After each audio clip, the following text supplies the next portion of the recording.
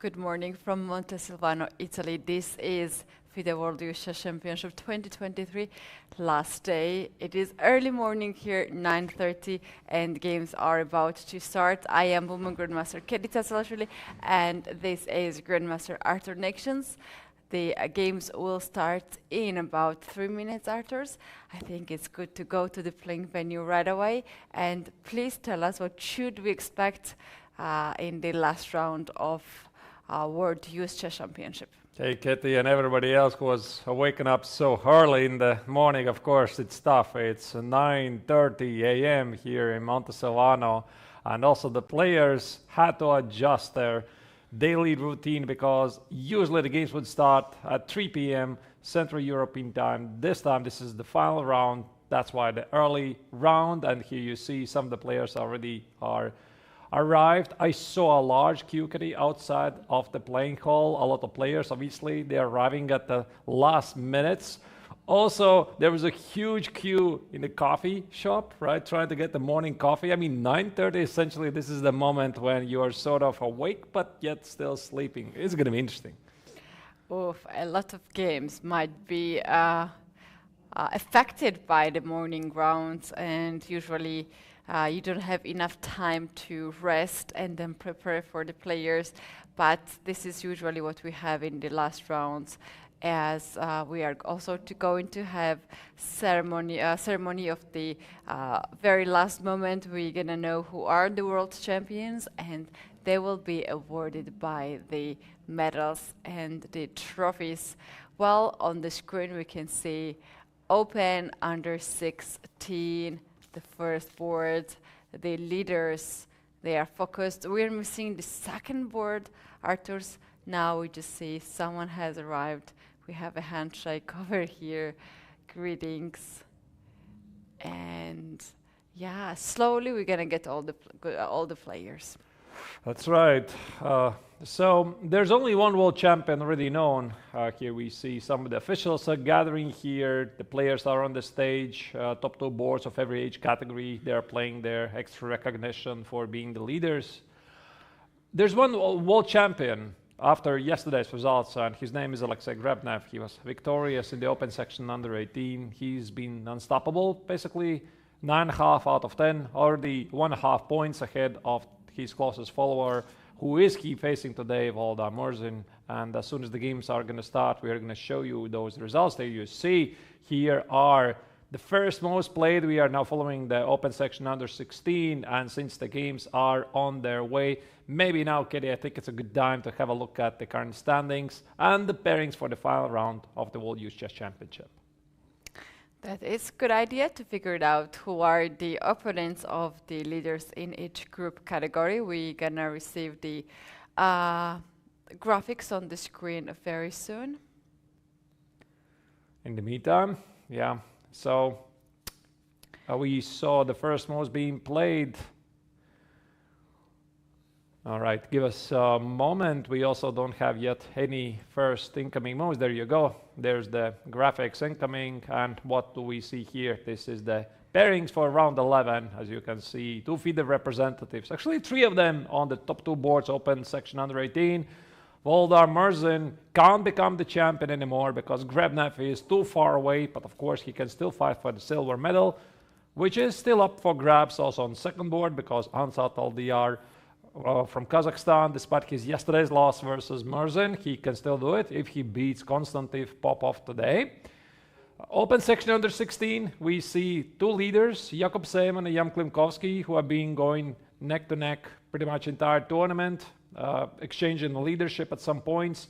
Simon was victorious over Klimovsky at some point, but today we see Rajat Makar from France faces Jan with the white color. Maybe for Simon it should be a little bit easier with one move advantage with the white color against Robert Pilipasyan, but of course everything will be ultimately decided, I guess, in the time scramble in the long run of the day. And the open section under 14 we have David Ahmedov playing against the leaders Pavel Savinsky. Also Nicolas Perosa plays the co-leader of the open section under 14, Magnus Herich.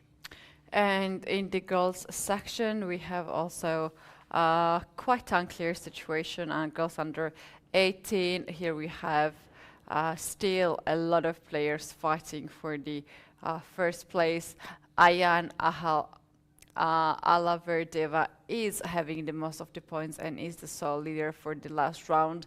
Then going forward to girls under 16, we do have here Wang Chikao facing Michelle Trans from Germany, and we do have Alexandra facing Alwa on the second board. Everything is still not clear in this section.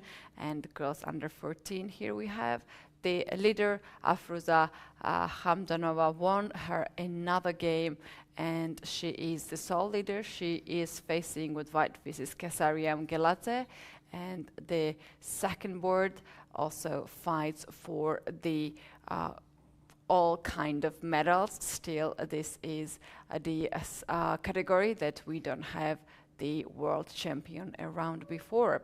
So we received the first moves. I think it's time to now go to the playing venue and check it out. What are the first moves? We can see that Morozin have already played knight to f3. We are waiting the move from the world champion Alexei. Maybe he's not at the board yet, but he will for sure come here and play. Even if he's not here, I think he will still get his title, but that would be very likely not happening today. That's right. The default time, I think the players can miss the start of the round. I think it's 15 minutes. You can't miss that. Of course, I do hope that the organizers will be a bit lenient if somebody is going to be late, because this is a very early morning round and there's usually a large queue outside near the gates. There's metal detectors. You can't bring inside phones, watches, pens. So the venue is sealed outside from the rest of the world to ensure the fair play policy here. Now we are seeing this is open category under 14. One of the top boards, which is with the black color, Pavel Savinsky facing David Ahmedov from FIDE. 4 knights variation of the English opening symmetrical variation. Everything seems the same. Yeah, maybe we could start. No, actually, this is actually the game of Merin versus Grabnev. My apologies. Yeah, so we have here the open section under 14, and we are following the game in question, Merin versus Grabnev. So maybe let's start with that game and see how it goes, and then try to estimate the potential outcomes of these games. Here we see Merin is back on top board. He's been missing from it basically since when he made the first draw. I already don't remember. It was pretty early. He fell from the leadership pretty quickly. He made 4 draws. Second round. Yeah. Sorry? Second round. Second round, yeah. So he made 4 draws after he had 5 points out of 7 at some point, meaning 4 draws, 3 victories. It was difficult for him to win. Then he managed to score 3 victories in a row. Unfortunately for Volodar, it means that his hopes for the World Championship are gone, but doesn't mean he can't fight for the medals. This line, Keti, I like it because I have played it myself many times. And the point of this d4 cdx knight e4 is that white is threatened to set up the Morazzi bind, which of course black can allow with g6. But the mainstream theory here is e6. And then I'm not sure what Merin is going to choose. Is it going to be a3, stopping bishop b4? There's some tricky lines also with knight b5, I think was a drawish line, and bishop f4 tricks try to fight for these d6 and c7 squares, but could be a3. Difficult to tell at this point. White has to make here his decision how to proceed. I think he has already made a move, but so far, yeah, it is black to move. In fact, we can move forward and check it out what is happening on the second board of the same age group category. We do have another Sicilian. Right, and Ansa plays the... Is this the Chekhov error? No, it's not. This is something else. So it starts anti-Najdorf, bishop b5 check, which we have already seen at this tournament several times. It's a very popular way to meet a Sicilian knight or these days. White normally is thinking about shoot castle, c3, d4, if nothing dramatic happens. Knight e7, Popov's intentions are pretty clear. This is usually a sharp continuation to aim for unbalanced game after a6, bishop d7, and get the two bishop advantage in the long run. d4, c takes, queen d4 is one of the continuations, and after a6, again, there's a branch of theory. You can take on d7, but Ansat retreats. Bishop e2. I think he already has played this in this tournament, at least it looks very familiar for me. Sometimes White still aims for the Marazzi bind, or he can play knight c3, short castle, and try to do something positional. Look at this queen on d4, Keti. Actually, it's not so bad positioned, because black can't get rid of it with knight c6, and if black plays e5, it creates some weaknesses. Yeah, queen capture on d4 is actually quite challenging for black how to set up the position, and we can see that black went for e5, and black will try to play on the dark squares, will play h6 to avoid bishop g5 happening, and then bishop e7, knight to c5, and so on and so on. So this is still just the start of the game, and anything can happen. Going forward to the next category, we do have open under 16, and we have Jan Klimovsky back on the first board, playing against Rajat Marar, and we do have King's Indian, color reversed, where white just played the move b4. Let's check this. How did this happen? All right. I call this the Neo-Catalan, Keti. One of my, again, pet lines when I'm not playing e4. And the big idea in general, after bishop g2, is that black very often wants to switch to some Catalan structures with d takes on c4. And now the point is, after queen a4 check, knight e7, queen c4, white not always positions the pawn on d4.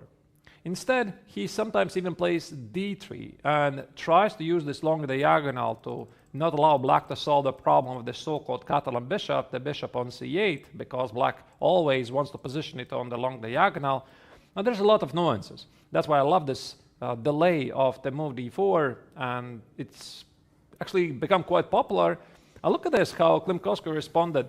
d4, I think this is how you should be playing this, because if your opponent is not taking the center, you do it. e3, c5, there's many combinations here for black. This is one of them. Takes, some sort of a Benoni structure, I guess. And now after d3, bishop d6, this is one main move. The other main move is bishop e7 here. Black usually chooses between these two. There are some differences. Knight a3, white offers black to take on a3 to double the pawns, but then again, black is going to regret weakening the dark squares. Of course, Klimovsky understands it's not a good strategic choice. He played short castle, knight c2, very odd way for the knight to make it to the d4 pawn, e5, and I guess white immediately carries out b4 and should be, in general, pretty happy. What do you think, Keti? I think it's a fun position for both sides. For instance, now after b4, you can't capture this pawn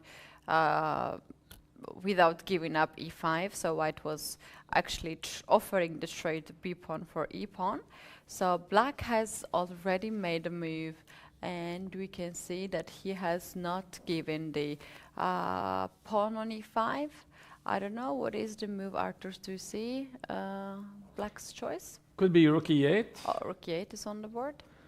Yeah, I'm not really sure if there was knight b4 here. I'm not familiar with this particular line. I can only guess that Klimovsky was not in the mood to give up the central pawn with knight e5. You see, now he has a powerful bishop here. This means that black will have difficulties to develop his queen side.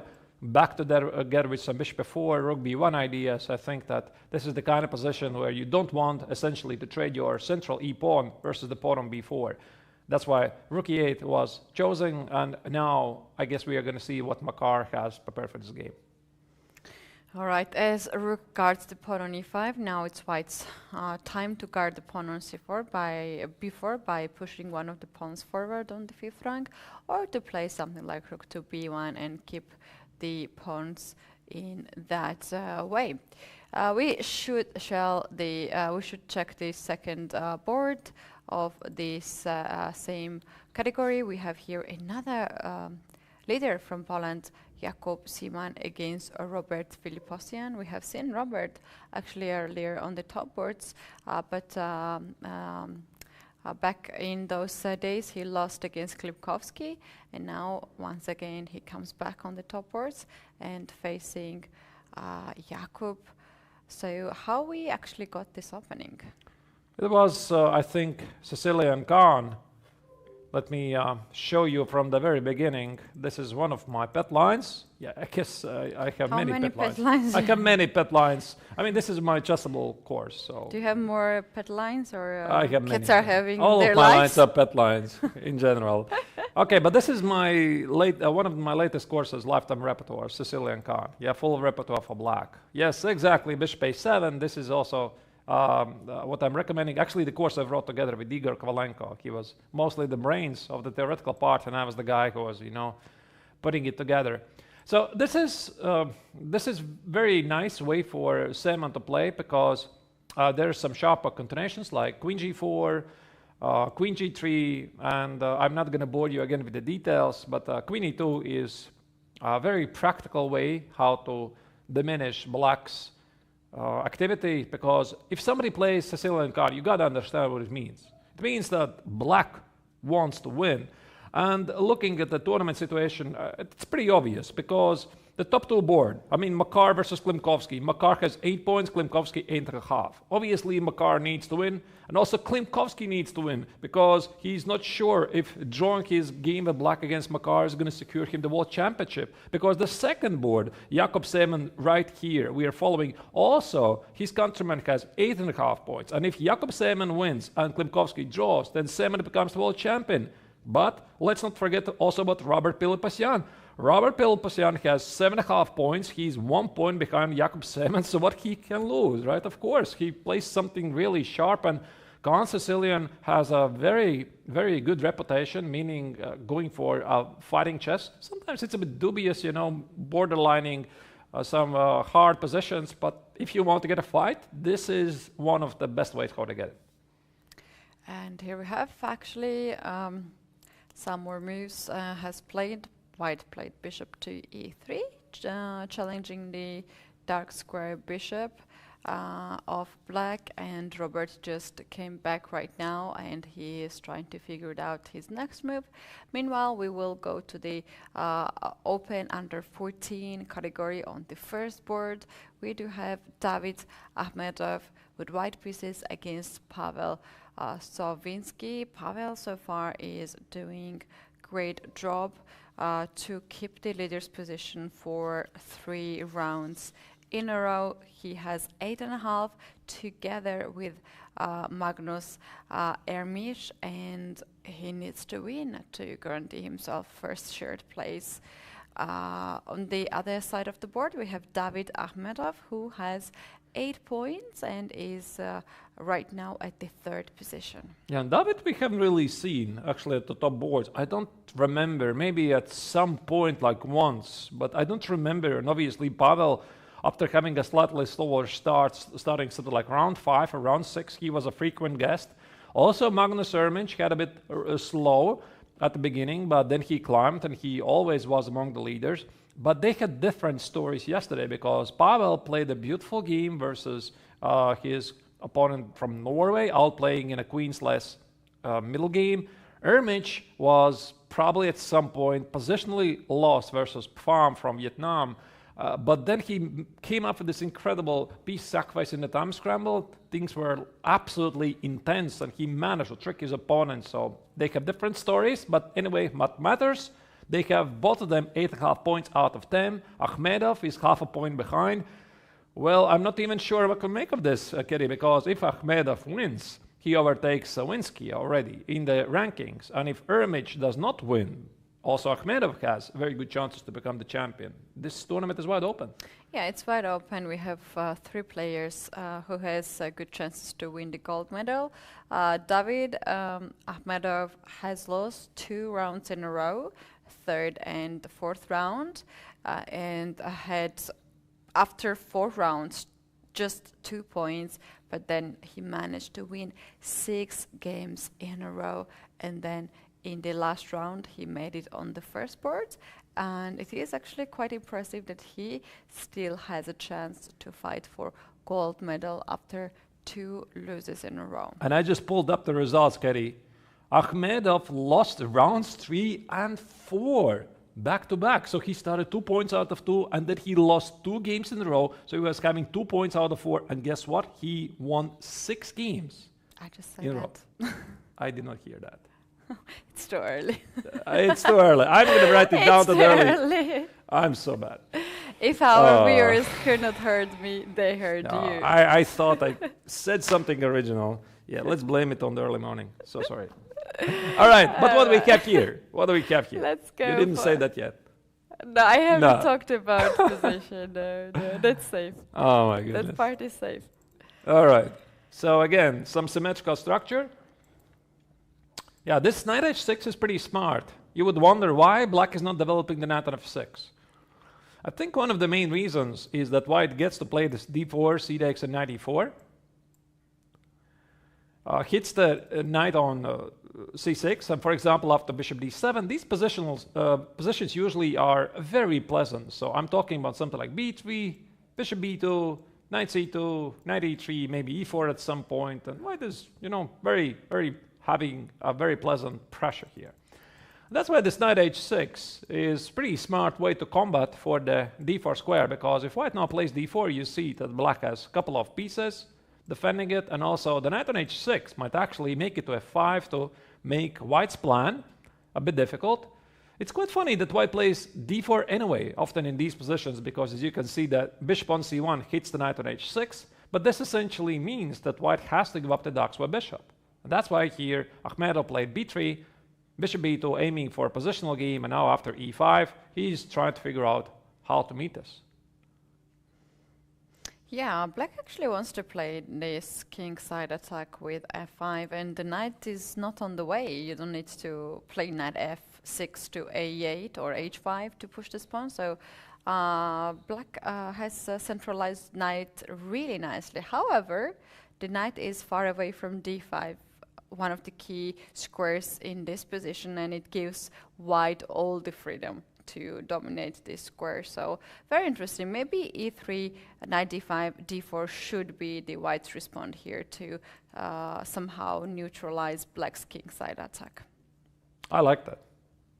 And I think it also follows the pattern that if your opponent is planning to do something at the kingside, you try to do a counter strike in the center.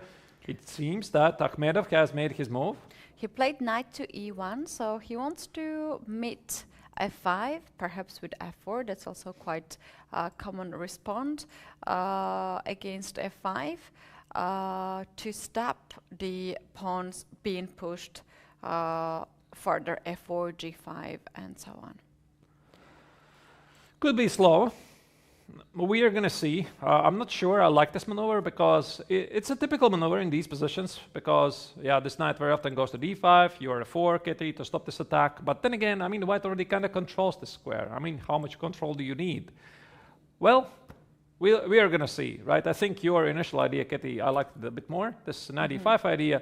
But maybe there were some tactical problems. We don't really know because after knight e5, you have to watch out for some e4 ideas, calculate a lot of trades on g7, f3, intermezzo moves. Maybe not very practical. Anyway, knight e1 is on the board, and we are going to select the second board of the open category under 14, where we have Nicolas Perosa and facing the other co-leader of the tournament, Magnus Herich from Germany. Keti, I'm happy again to see that Italy, the hosts, represented at the top board because Nicolas, I think we already saw him on one of the top boards, maybe even the first board in the first half of the tournament, and then I think he lost the game against whoever it was. Yeah, well, he has 7.5 points, so he has 2 losses against Vedokhin and Prohorov. but still in the last round he made it in the top 2, and he has very good chances to get the best out of this tournament. The queens are already off the board after move 10. Where are the queens? Oh my goodness. Oh my goodness. You know, this is very funny because it brings so much memories for me, this particular line. This is such a dead draw line. And I wonder what is the psychological background of this choice? Because once again, what is the situation in the open section under 14? So it's Herich and Savinsky. Both of them have 8.5 points. And Ahmedov is half a point behind them, and Ahmedov faces Savinsky directly. So I guess it means that if Herich plays the Petrov, he should be, you know, playing for a positional game. But then again, I remember myself playing at this age, exactly this particular age, 13, 14, 15. Can you believe it, Keti? I used to play exactly the same line, Petrov, and I was playing for the win.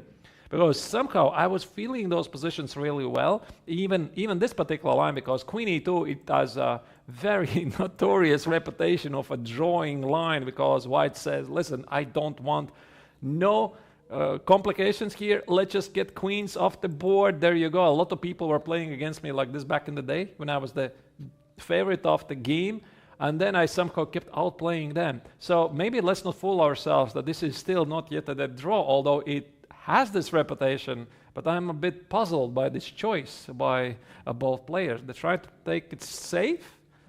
Very interesting.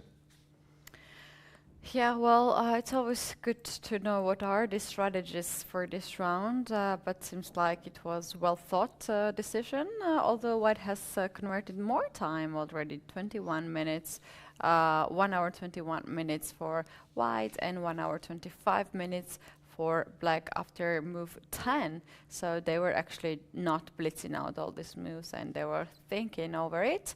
Now it's time to move forward and go to girls under 18. Here we do have nothing clear yet, as yesterday we had different scenario, and today we do have different sole leader in this age group category. And Ayan is right now having 8.5 points, just half a point ahead of Anna Zhurova. But her opponent, Ayan's opponent, is Huang from Vietnam, and we have seen Huang for on the top boards in the last 3 rounds. Yeah, she had a very good finish of the tournament, a good second half. She's clearly underrated player. Again, another Khan. I love this for the final round. Why not? Sicilian Khan is getting more and more popular these days. Bishop d3, the cautious way. I think one of the previous days we were discussing that c4 is the ambitious way. And if I remember correctly, it was Ayan herself who already played here a3 versus who? A couple of rounds ago. I do not remember where they switched to the c4, knight c3. Remember this king d2 maneuver we were discussing, Keti? Very, very interesting hedgehog game it was. But apparently Ayan this time chooses something else. You know, something more solid. Bishop d3, which has a very good reputation. Knight c6. Black immediately hits the knight on d4. Knight c6. B takes on c6. I like this setup. It has a funning reputation. But at the same time, White's game is pretty simple. Yeah, White is the first who is ahead of development, already castled, bring the rook on the open file, and now it's Black's call how to develop the king side and castle the king. So this is still, I think, very sharp game ahead of us. Let's move forward and check it out, the game of Zhurova and Hebershnikova. Elizabeta here was the leader of the round, but somehow she let the other players to play on the top 2 boards, although she was playing on the 3rd board, which is also the top boards in every category. And we do have here in this section Rochelle Wu with 8 points. So the situation is following. Alaf Verdieva has 8.5 points, and then there are Anna Zhurova and Rachel Wu following with 8 points, and we have Elizabeta Hebershnikova for a 7.5 point, and they have the best chances to win the gold medal. Hrebenchkova actually started the tournament really well, and then she made 3 draws in a row. And when you start to make the series of draws at some point, you lose a bit the concentration, and it resulted for her losing a game, which is something I have experienced myself many times. When you make 3-4 draws in a row, very often there's a loss in the end. But ever since, Hrebenchkova has recovered. She lost her game, if I remember correctly, against Luong, which was quite a bit upset because she had a better position after the opening, where Luong was clearly struggling. And now she has fought back with back-to-back wins. So here, this matchup, I think that Hrebenchkova has basically nothing to lose. She has to try to complicate matters.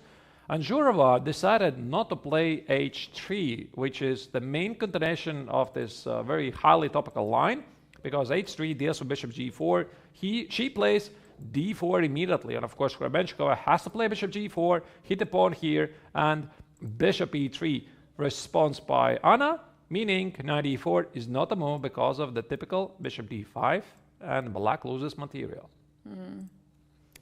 Well, that would be quite dramatic to see that happening on the second board. Very likely we're going to see something else in this position. Let them figure it out, and we can meanwhile move forward and check out the first board of girls under 16. And here also the situation is very complicated. Arturs, we do have 2 leaders with 9 points after 10 rounds. You can imagine how fierce is the competition, that you have 9 points and still you need to fight. I mean, you have 9 points out of 10 and you're in the second place. How about that? Yeah, it could easily be 10 out of 11, which normally is winning the tournament by a huge margin. Yeah. You're still in the second place. And those 2 players are Wang and Shvedova. They have 9 points. And the closest to them is Michelle Trans, who has 7.5 points. So these 2 ladies, they are 1.5 point ahead of 3rd place. So they have already guaranteed the silver medal, but guess what? Or both of them want only gold. From this competition, from this play, you would be very disappointed if you take the 2nd place. Right, and again they had different paths. How did they get there? Because Chikiao, she beat Alexandra in their individual encounter. I think it was round 6. Very nice game where Shvedova was trying to be active, sacrificed the pawn, but the Chinese player capitalized on it slowly, carefully. And ever since, Chikiao has been leading the tournament and Shvedova trailed her behind by half a point. Then Wang lost half a point at some point, and Shvedova got quite a help yesterday versus Daria Bondar, where she was clearly pressed, and then something incredible happened. Bondar's position in a dominating style just collapsed very quickly. We thought that if somebody was pressing the game for the win, it was the Ukrainian player, but she blundered a couple of tactics in a row. Must be the nerves or the stress or tiredness, I don't know. But Alexandra used her opportunities, and she is now, of course, leading together with Wang. Speaking of Michelle, she is fighting for the 3rd place, I guess. She's fighting for the 3rd place, and what we have here between Alexandra and Chikiao is that Chikiao has made 2 draws. She has played 10 rounds without any loss. Alexandra has lost 1 game against Wang, and she won more games. This is so familiar situation to me. I thought you were going to say this is so relatable.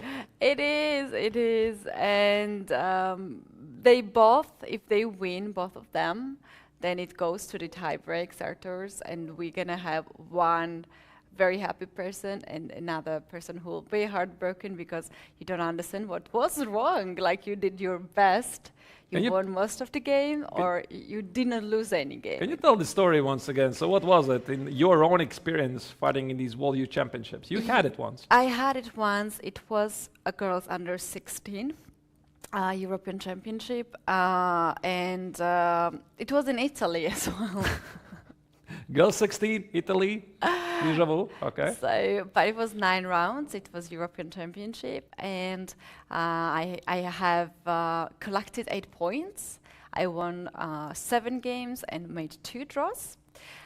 without losing the competition. And the last game, I think I won in about 1 hour, ending very early. And the second person who was fighting also for gold medal was the grandmaster, actually, Olga Giria.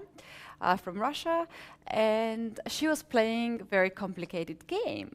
So she won her last game as well, and it turned out that she also had 8 points, but she had 8 wins and 1 lost. I had 7 wins and 2 draws. And whatever tie breaks was there, seems like I was unhappy, unlucky, and I took the silver medal, and that was one of the hardest days that I could face as a child, as I don't know what else I could do. Like, I haven't lost a game, any single game in the tournament, and I still got the silver medal, not gold. But yeah, anyway, that's the competition. And yesterday, Arturs, I mentioned this, that some things just push you to be motivated, and I tried so hard. Next year again. Again, I was unlucky, and finally, after the 2 years, I managed to win.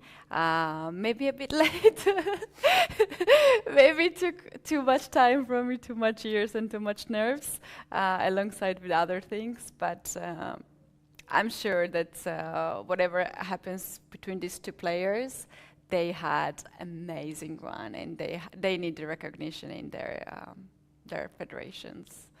So yeah, and yeah, I think one of the best things that I have received after this tournament was when I got back in Georgia. I received a call from Maya Chiburdanidze, who is the legend of Georgian chess, and I could not talk. I was like in tears, and also when someone like that calls to you, it's already very exciting, but she called somehow because she was feeling bad for me, and that was extra pressure for me in that situation. And I think I just said hello and bye in that conversation. I don't wanted to show that I was struggling and nervous. But yeah, that's really, really important memory for me now. But back in these days, for 16 years old, not easy. But yeah, let's wish them best. And for sure, this is not the last tournament. They will fight for the gold medal. And whoever wins today deserves that for sure. All right, of course, still early to tell because the round has just started. Maybe let's have a look at how this particular game went off. It seems to be some Nimzo. Yep. Bishop b4, e3, we saw so many Nimzos in this tournament. G2, e2, white is aiming for a3, recapture on c3 with the knight, gain to do bishop advantage. So black said no to that, retreated to e7. Now that the knight is on e2, white somehow is up a tempo, but not necessarily his knight here is great. Take it, knight f4, okay.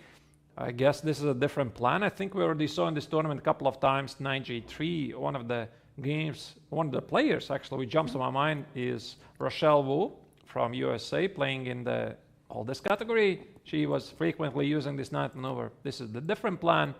Castles, bishop d2, knight c7, rook c1, bishop d6. Okay, I'm not entirely sure how this knight helps for white's position. Keti here in this particular setup, but I think with the knight to e2, we could expect the same idea, f3, e4, and eventually try to push e5. What do you think? I was also thinking what these knights are doing there, like how they are going to keep it going. What about Arturs' knight g3 idea? So you want to play knight f5 or knight h5, and if you give me dark square bishop for the knight, then my dark square bishop can become very solid on the dark squares. Something like this, yeah? Something like this. Very difficult to say how good is this. Yes, there's a bishop locked right now, but the initial plan is to push f5, activate the bishop f5 or bishop g5, and to play this type of position, which to me looks like London, when you double the pawns on f-file, but instead of bishop, you gave the knight. Yeah, I like it. I like it. I also don't like it for black. I think that black is not going to do it because those ducks, where's Keti? They're pretty weak. All right, but I think it's still early to tell, of course. But F3, E4 is really powerful. Seems to be the way to go here. Let's select the second board of the same category. Alexandra Shvedova, the co-leader of the tournament, faces the top-seeded player, Alua Normanova, who had a bit rough run. I guess she had very big expectations, being one of the highest-seeded players. But, you know, I'm not even sure if these ratings, they matter, because these youngsters, they grow at a different pace. Somebody has leaps of 200 points at some point, then the next tournament they'll lose 100 points. So it's just a provisional rating. About Alua, actually, I can take all the responsibility to say that she is a very strong player. She's a member of national team of Kazakhstan women's team. She is, I think, already collected all the women grandmaster norms, and she's a decent 2300 player, but sometimes you have just unlucky tournament, or it's not your tournament. And another thing, what it can be the issue for Alua, that she's not playing her best here, is that she recently played a lot of events,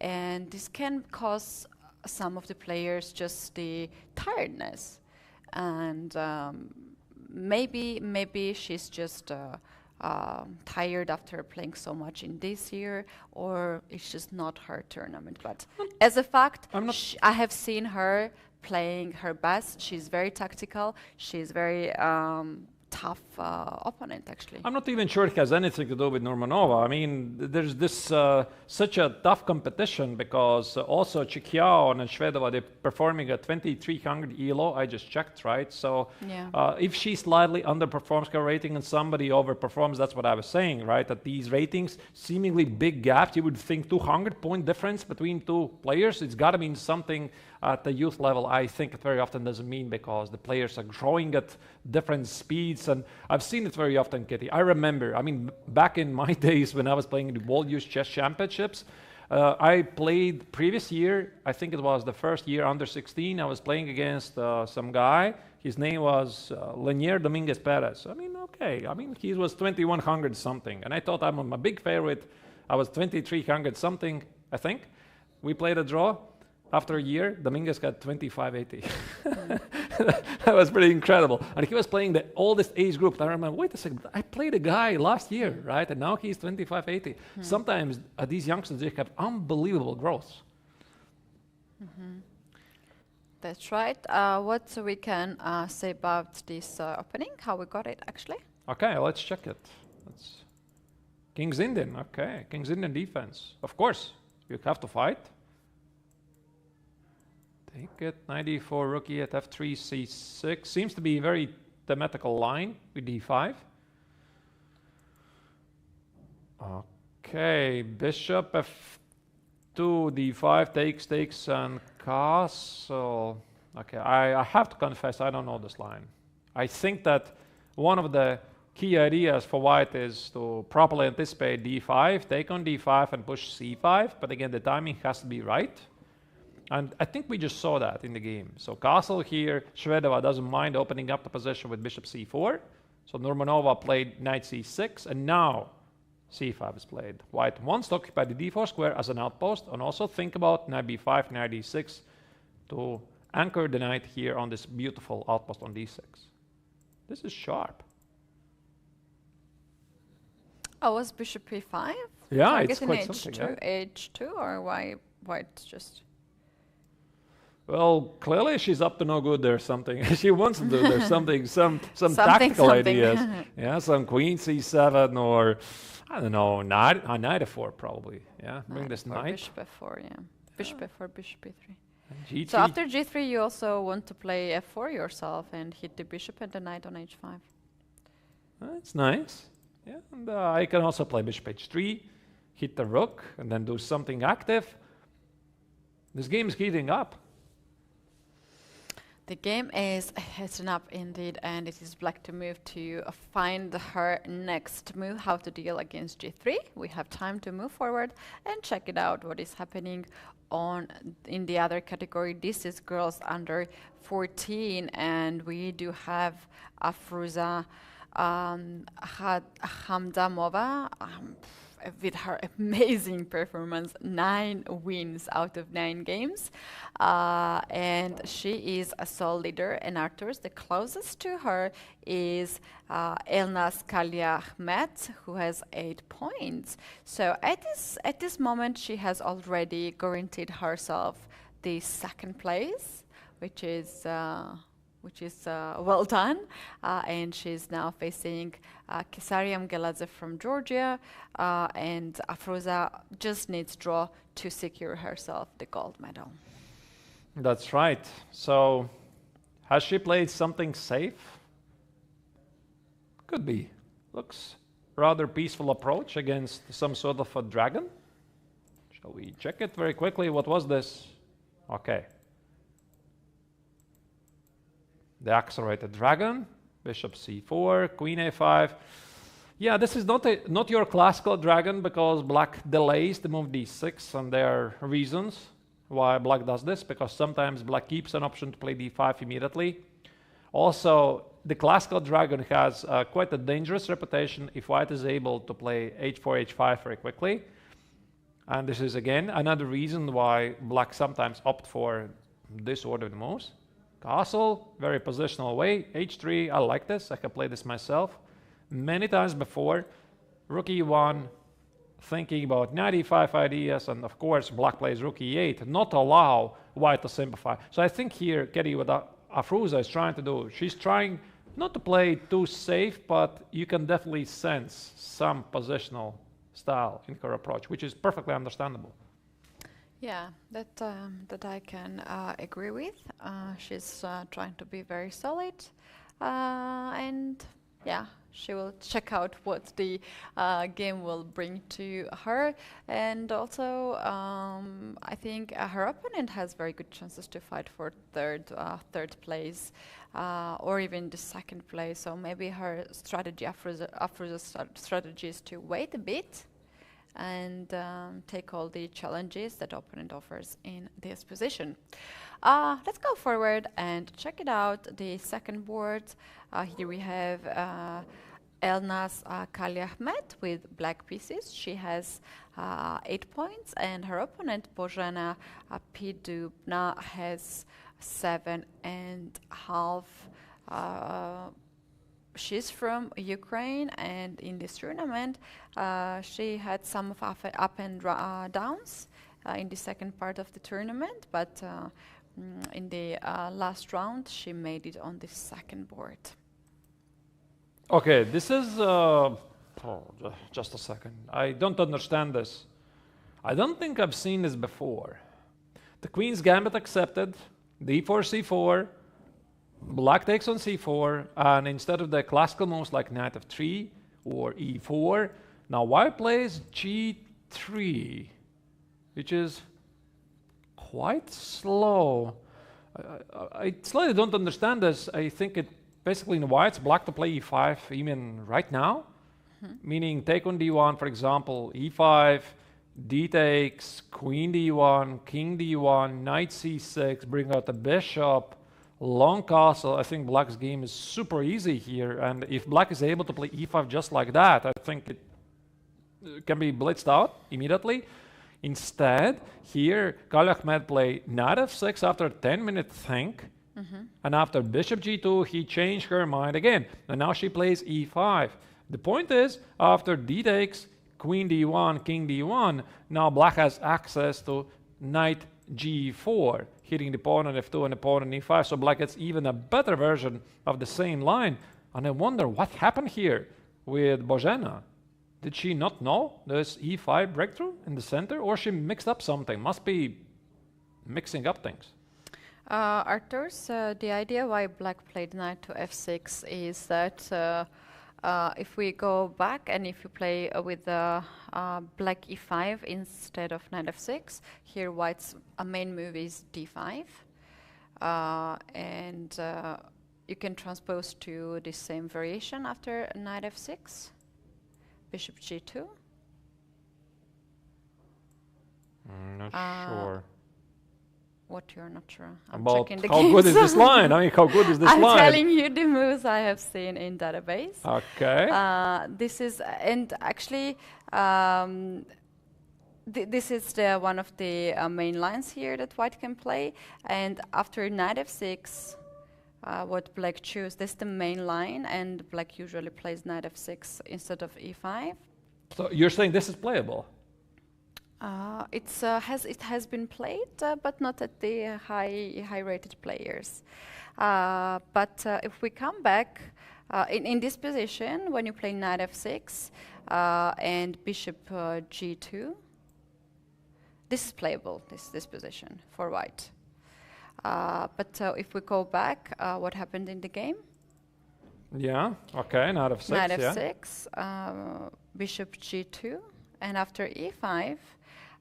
Here d5 transposes to the main line, but white also has this weird looking move, queen to a5, check. Queen a, yeah, okay, check.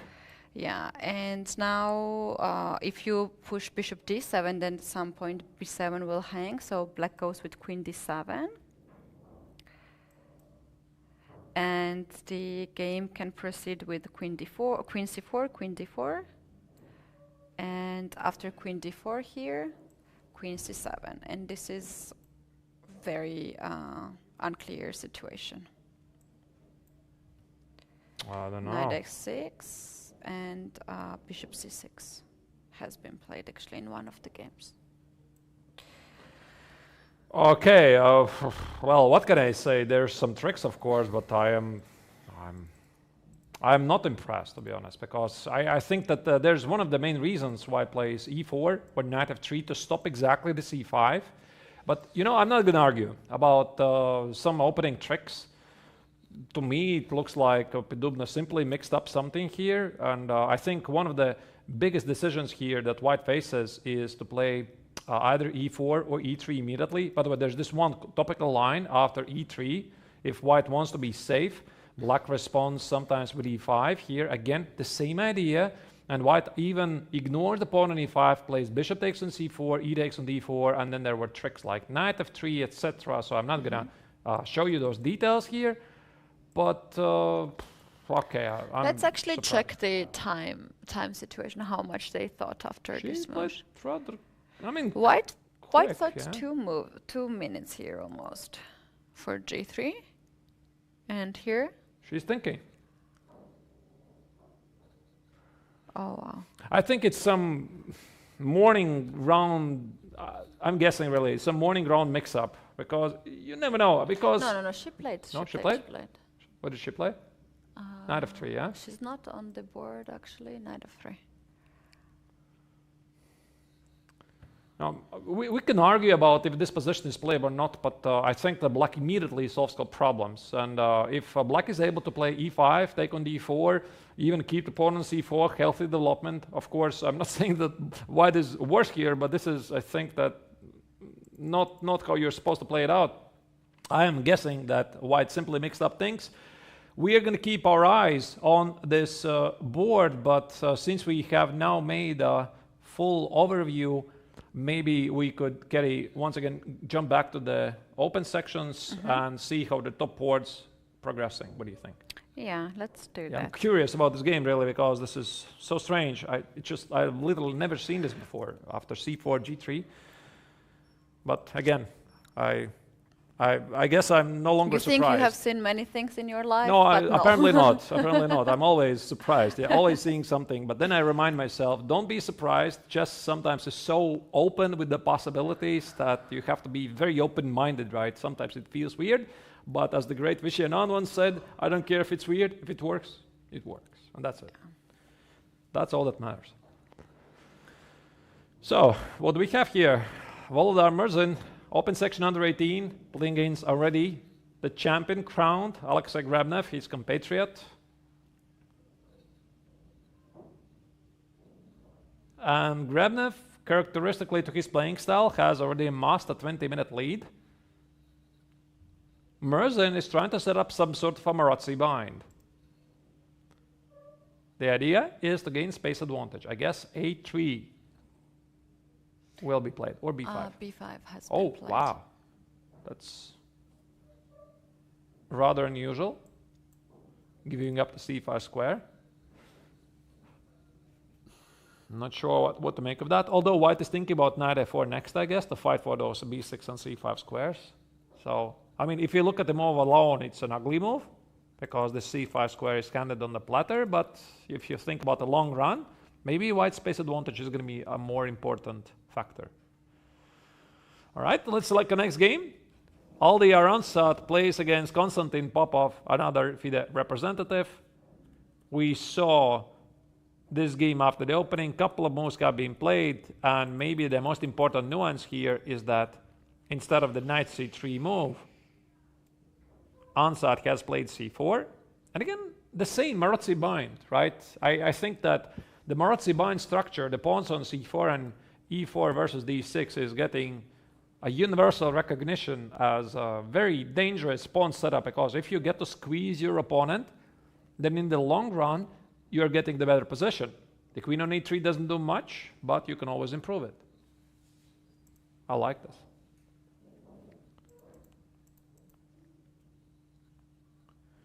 So this is the current position. How do you relate to the Marazzi bind, Keti? I don't have any relation. No relationship, to it. Like, I used to play against it, and once in a while with it, and yeah, it's just a setup, nothing too fancy for me in this position. I think it's just about the taste and the style of chess. Seems to be very double-edged. Both sides have their own ideas, and it's very solid. Actually, it's super solid. White controls d5 square, tries to attack the pawn on d6. There are some moves like b3, bishop a3 that I remember I had to face with. And with black, you're always trying to look for some like b5 breakthroughs at the right moment to go after e4 pawn, knight c5, rook to c8, and so on, so on. Yeah, it's just... Yeah, I agree. Okay. Out of everything, if you choose this to play, you want solid game. And they have it. No surprise, actually, for me, because last round, everyone wants to get at least half a point. Yeah, you can't really risk that much. And that's why perhaps we see so much of this structure today in the last round. Well, we have actually covered all the games, Arturs, and I think it's a good time to take our first break and to come back when we have some more moves in the top board. So guys, this is the last day of the World Youth Championship. Today we have already one world champion under 18 categories, and we're gonna know more world champions today by the end of the round. So don't go anywhere. You don't want to miss any part of today.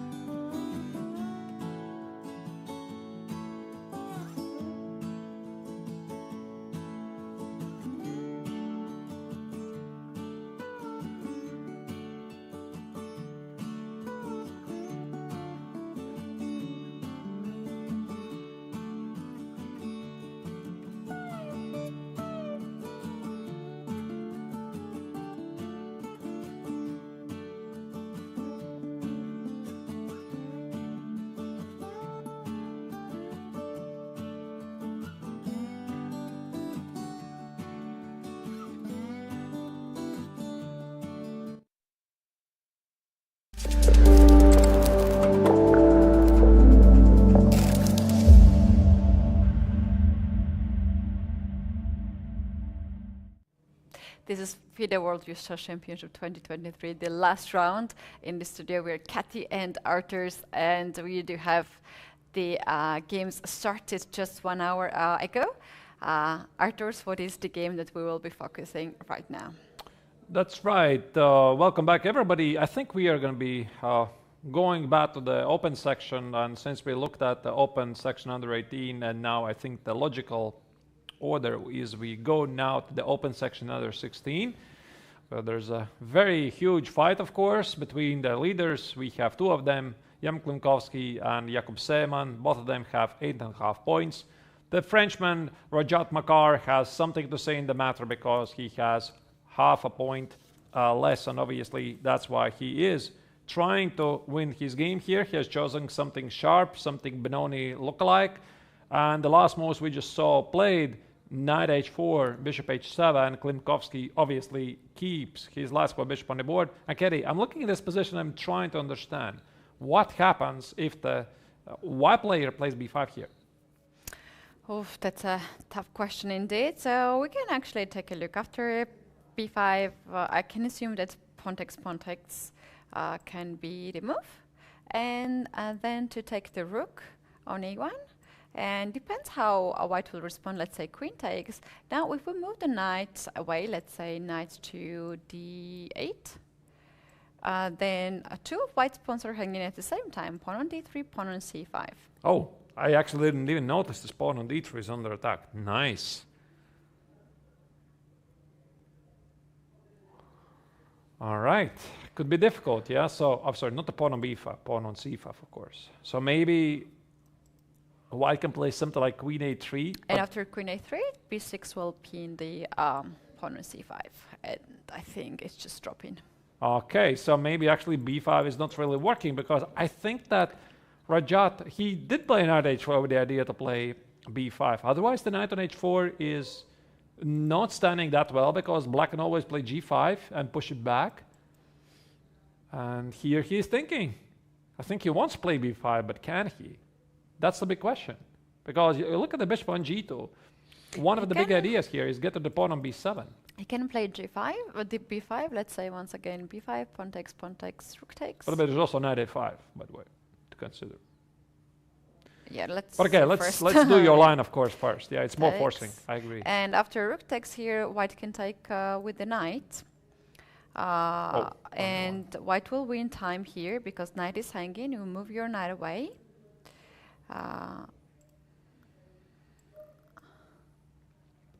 Here. Yep. You're not guarding pawn on b7. I thought you were moving knight. I just saw the pawn on d3. You know, I'm a materialist, so I saw the pawn on d3. I want to win it. Now that your knight is no longer guarding the b4 square, it kind of makes sense. How about we play with white here, something like knight b3? Yeah, but then knight d3, right? Knight d3, and this should be pretty bad. okay, c5 is also. Yeah, too many threats. Okay, maybe there's some bishop e4 idea here, but the pawn on c5 is under attack, and the attack on the pawn on b7 is gone. Yeah, I don't think b5 is a good move anyway. Yeah, maybe not. We're trying to make it work. Yeah, I know, but I think also Rajat tries to make it work. But somehow... You can do it with the rook to b1. I think that's stronger if you want b5. Yeah, but then black plays g5, and your knight on h4 goes back. I have a feeling, Keti, that this knight h4 move simply was not a good move, because if you play knight h4, bishop h7, I guess you won't play b5 next. And now you realize there's no b5 next. Then you ask yourself, why did I even play knight h4 in the first place? Now I have to go back. Well, we don't know what was his intentions after knight h4. I don't know what was his intention. It's a bit strange move, because I think you play knight h4 with very clear intentions, right? Like b5 next, right now. No. No? But why would you want to play it? Absolutely not. Maybe after knight h4, bishop goes back. White plans to play bishop e4.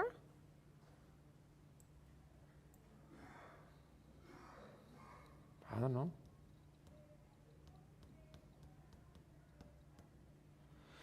And just g5, knight g2. You know, it's my understanding. When you put the knight on the edge of the board, there's something very concrete.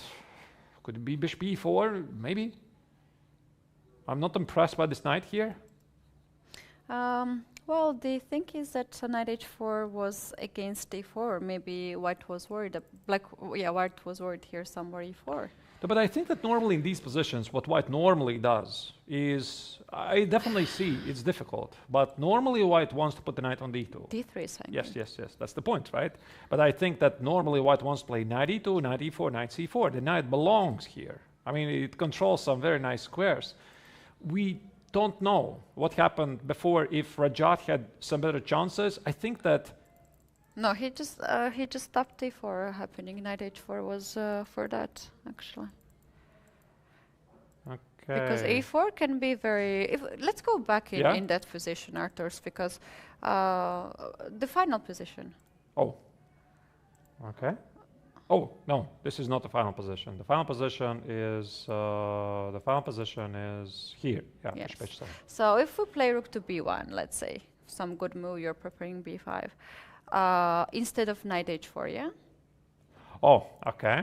Right. So you're saying e4 is the threat. Rook to b1, and what if black just push e4? You have to react somehow in this position. The pawn is hanging, you have to take, and now I take, and I have a feeling that pawn on d4 is very dangerous to capture, because let's say knight takes, bishop takes g2, king takes g2, rook takes e1. Yeah, it just wins a piece. That's wins the piece. So, in my opinion, knight h4 was stopped with the idea to stop e4 happening, because e4 is very strong here. Assuming it's a big threat. Yeah, you cannot do knight d2, so. Yeah, but maybe I don't have to take this pawn. Yes. And now I want to still play this knight, although now the position has changed. I agree. It's something else. It's something else. Yeah, it's and not now a pretty position, yeah. Yeah, whatever. Takes. Yeah, D3, black is definitely knight better. d4. Yeah, black is definitely queen better. c6. I agree. Yeah. Okay, maybe some of the earlier decisions that Rajat made were not the best ones. I don't know, but it feels that this knight quite doesn't belong there. And the Frenchman is thinking, you might be right, Keti. Maybe he tries to, to justify the setup he has chosen and plays bishop e4. It just, yeah, I somehow like black's position a bit better here, but we are of course gonna see. Mm-hmm. While we're in this category, we have to check the second game as well. What's happening? And that is another co-leader. What interesting position. White has started kingside attack, black has started queenside attack, and black's king is still in the center. This is a very interesting game. I like black.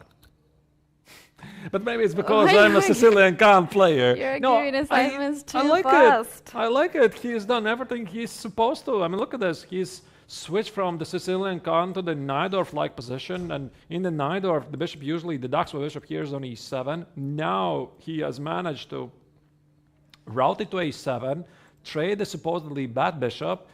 He has some controls of the d4, f4 squares. Knight on e7 can go to g6, f4. He also is ambitious with b4 ideas. But at the same time, I mean, white, of course, has done nothing wrong, right? I mean, white is perfectly fine here. White is... Yes, more than fine, I guess, right? So it's, again, matter of taste. It really depends. f4, I was about to suggest knight e5. f4 makes sense, and I think that we might see some sort of e takes on e4, which is a very common topic in the Scheveningen. The point is, put the knight on e5 at the right moment. Arturs, I'm afraid after knight e5, there is bishop b5, pawn takes b5. That's what I said, at the right moment. Yeah. So not knight e5, maybe knight g6. I think you will change your opinion very soon after some No, I trust it. I trust it. Hold on, why bishop g3? Out of all these moves, why bishop j3? Oh. Knight g6? Where do you want to go? Wait. Now, all I'm saying, I'm not even saying this is great for black. I'm saying this is a typical idea from the Scheveningen. So black takes on f4 and occupies d5 square. It's a big topic. Here the thing is that, first of all, you have bishop j5, very strong move. You're inviting f6 or queen has to move out. And then another thing is that there might be some sacrifices on b5, which can be very difficult actually to hold. Yeah, and here could be somewhere. bishop b5, I guess. Could be somewhere. It's always a big idea. I think actually it's more an idea when the queen is on c7. I mean, bishop b5, knight b5, hit the queen on c7, hit the pawn on d6, and the king is walking, and there's some ideas. So after f4, how black should deal in this position? I think some sort of FIDE takes on f4. Again, I'm not sure, you know. I just recognize that this is how black very often plays it out. I don't know how this position changes with the knight on e7, because in the Scheveningen positions, the knight stands on f6, not on e7. How does that affect the position? Could be a different evaluation. But if I may, I'll just show the idea. The dream setup for black. What black wants. I mean, I think it's very often we want to understand what both sides want. So let's say I trade on e3. I trade it here. I put the bishop on e6. And at some point, after white plays knight e5, these are definitely not the best moments. I just want to show the idea. Black says, I have a beautiful knight on e5. You have a bad bishop on d3. I'm going to trade my knight versus your knight.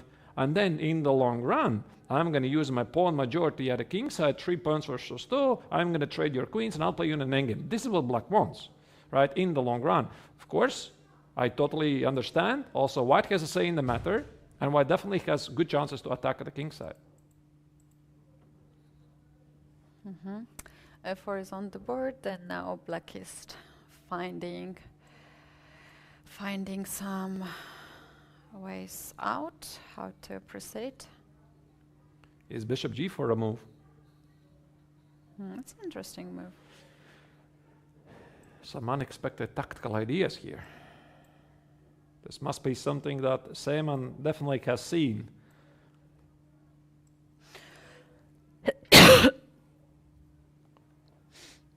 That's good. Turned out to be pretty sharp. I mean, black can sacrifice the pawn by taking something like e takes in the 4, knight e5, Scheveningen positions. This is one path if he goes here. And whatever is this?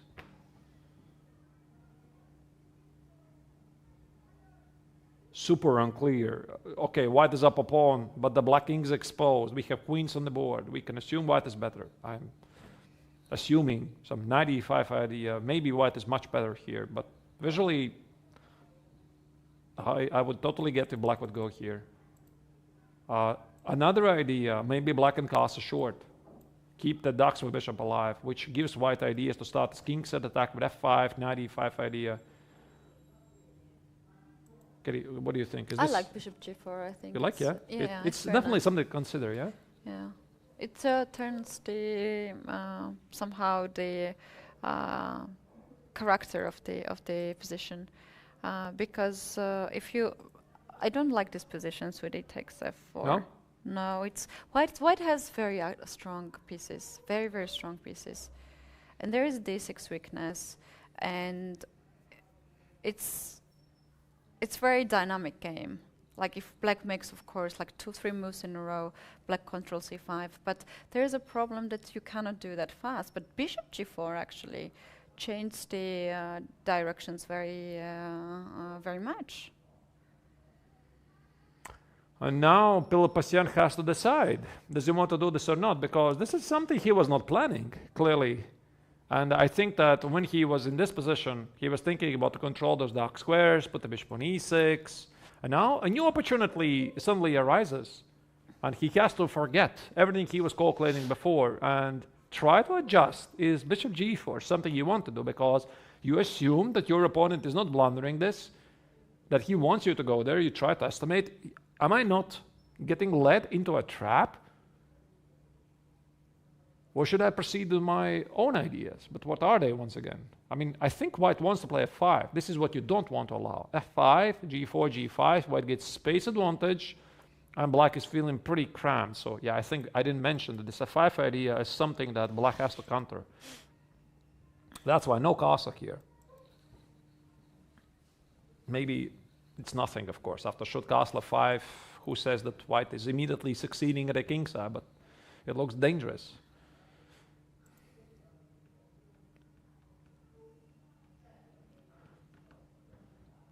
So shall we once again look at bishop g4? Yes, yes. Yeah? Okay, bishop g4, queen takes on g4, bishop e3 check. All of this is pretty forced. King b1. And is this a playable line? E takes on f4, because I want to use some of the Scheveningen ideas with knight e5. Maybe I'm too much of a Scheveningen fan, I'm not sure. Wait, can we check something else? How about g3? G3. And if I play knight e5? Now queen e2. Queen where? Queen e2. And a castle? Ah, you want to keep the pawn, yeah? With rook f on something. Yeah, using this pin. The bishop is pinned. Okay, rook goes there. Yeah, it could be.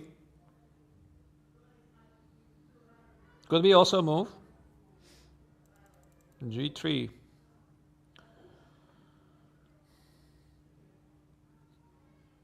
And if I take it? Now you take on... Or do you take? I take on g3. On g3, yeah? Yeah. And I play here?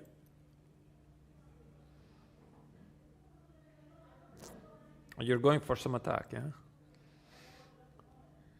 Yeah, I'm thinking of e5 sort of moves here.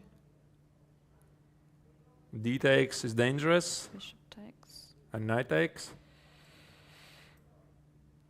Oh, there's definitely something here to think about, yeah? Yeah, knight e4, etc. Yeah, it's definitely possible.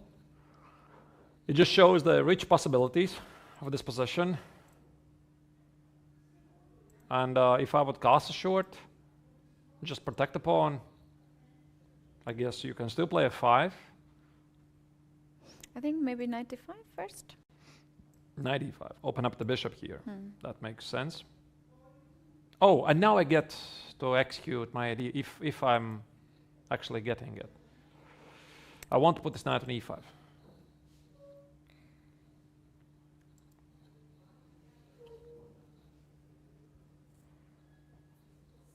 There's one check.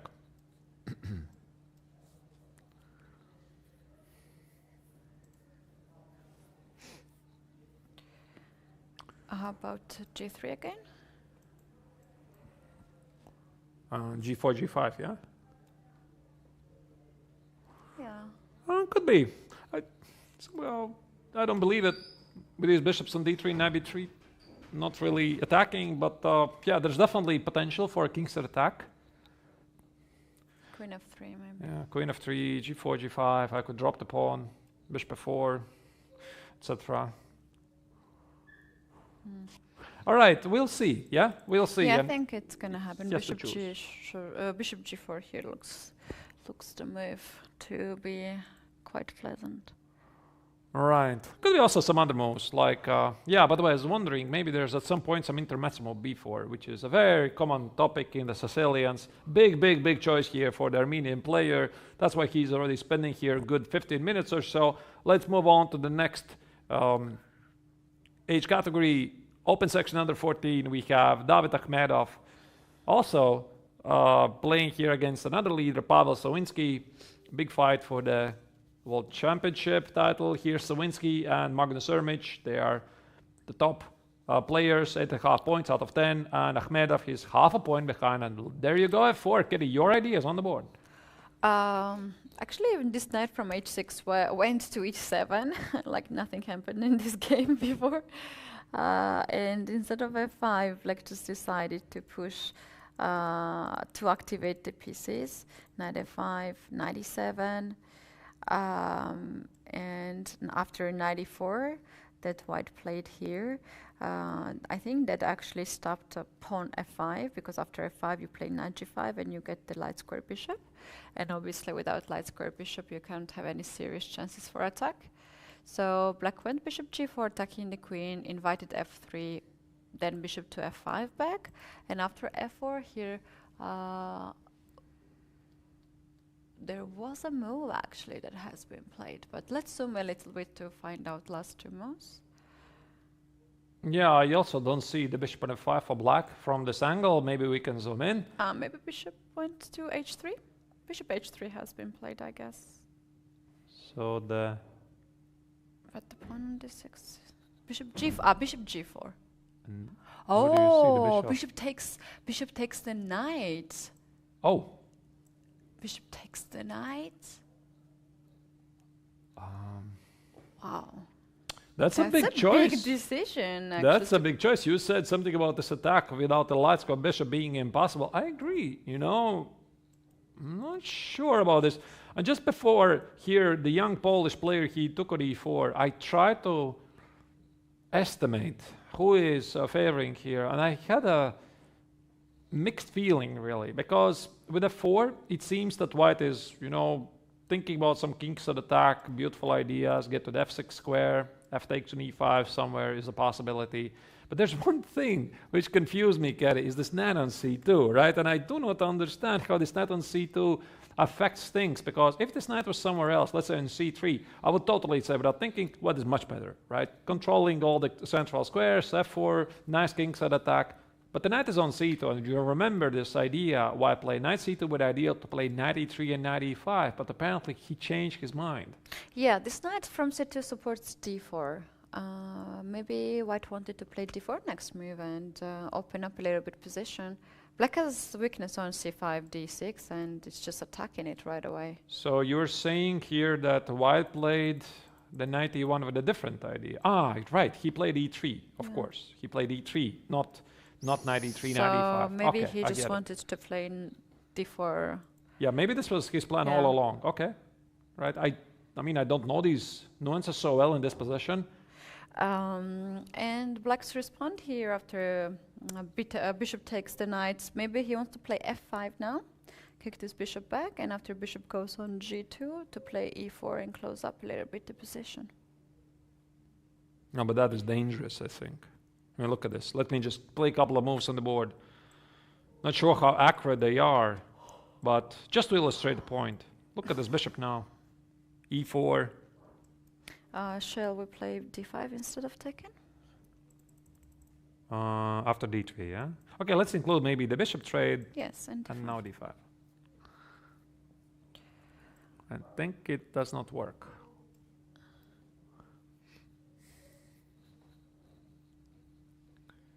F takes bishop e4, or even c takes on d5 and bishop e4.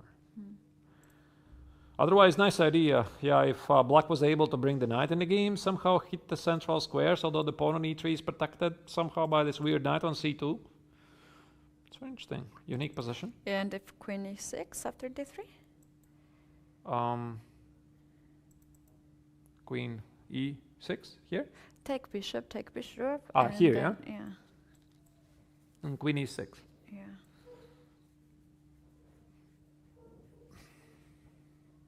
I guess I take it, create a weakness.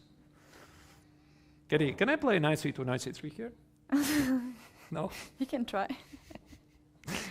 That would be lovely. A beautiful night. I mean, of course, you can't do that. It's illegal. Yeah, by the way, it's not so clear because of this knight on c2. If this knight was somewhere else, again, white would be definitely better. Maybe he can still do it. Knight a3, knight b1, knight c3, rook d2. But this gives black enough time to do something. D5, maybe d5, yeah. Knight to d5, attacking on e3. Yeah, otherwise I really don't see the point why black should give up the light square bishop, yeah? If you don't close the center. I guess he had too much of a respect for this knight, because this knight is very annoying, and Keti, you mentioned it yourself, it was here. Yeah, if you play f5, there's knight g5. If you play d5, there's knight c5, and he just did not like these ideas, and he realized this knight on e4 is so annoying that you have to give up. But I prefer white here, definitely. And now we can see Savinsky is thinking, maybe he's actually also considering some positional choice like e takes on f4, but we'll see. Yeah. Let's say that E takes c4.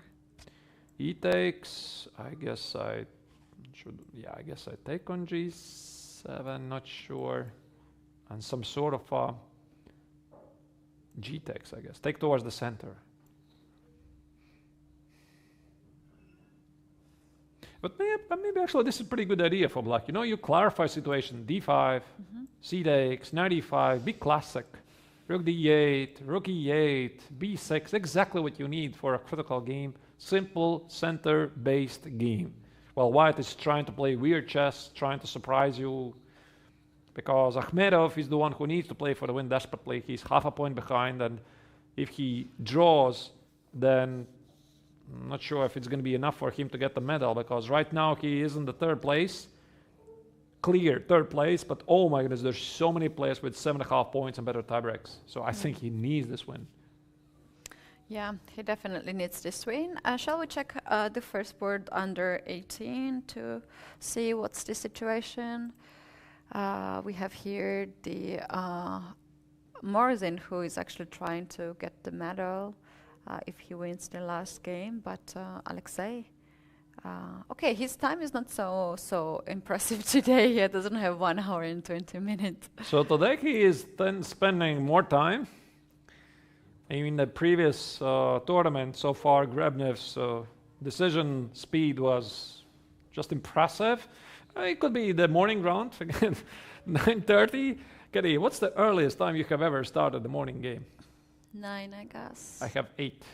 8 a.m. Gosh. It just, you know, I think when you start the games early, you just try to survive for the next couple of hours, really. You know, not to blunder anything in the first hour or so. By the time I'm awake, the game is done. And I'm like, oh no, can we replay?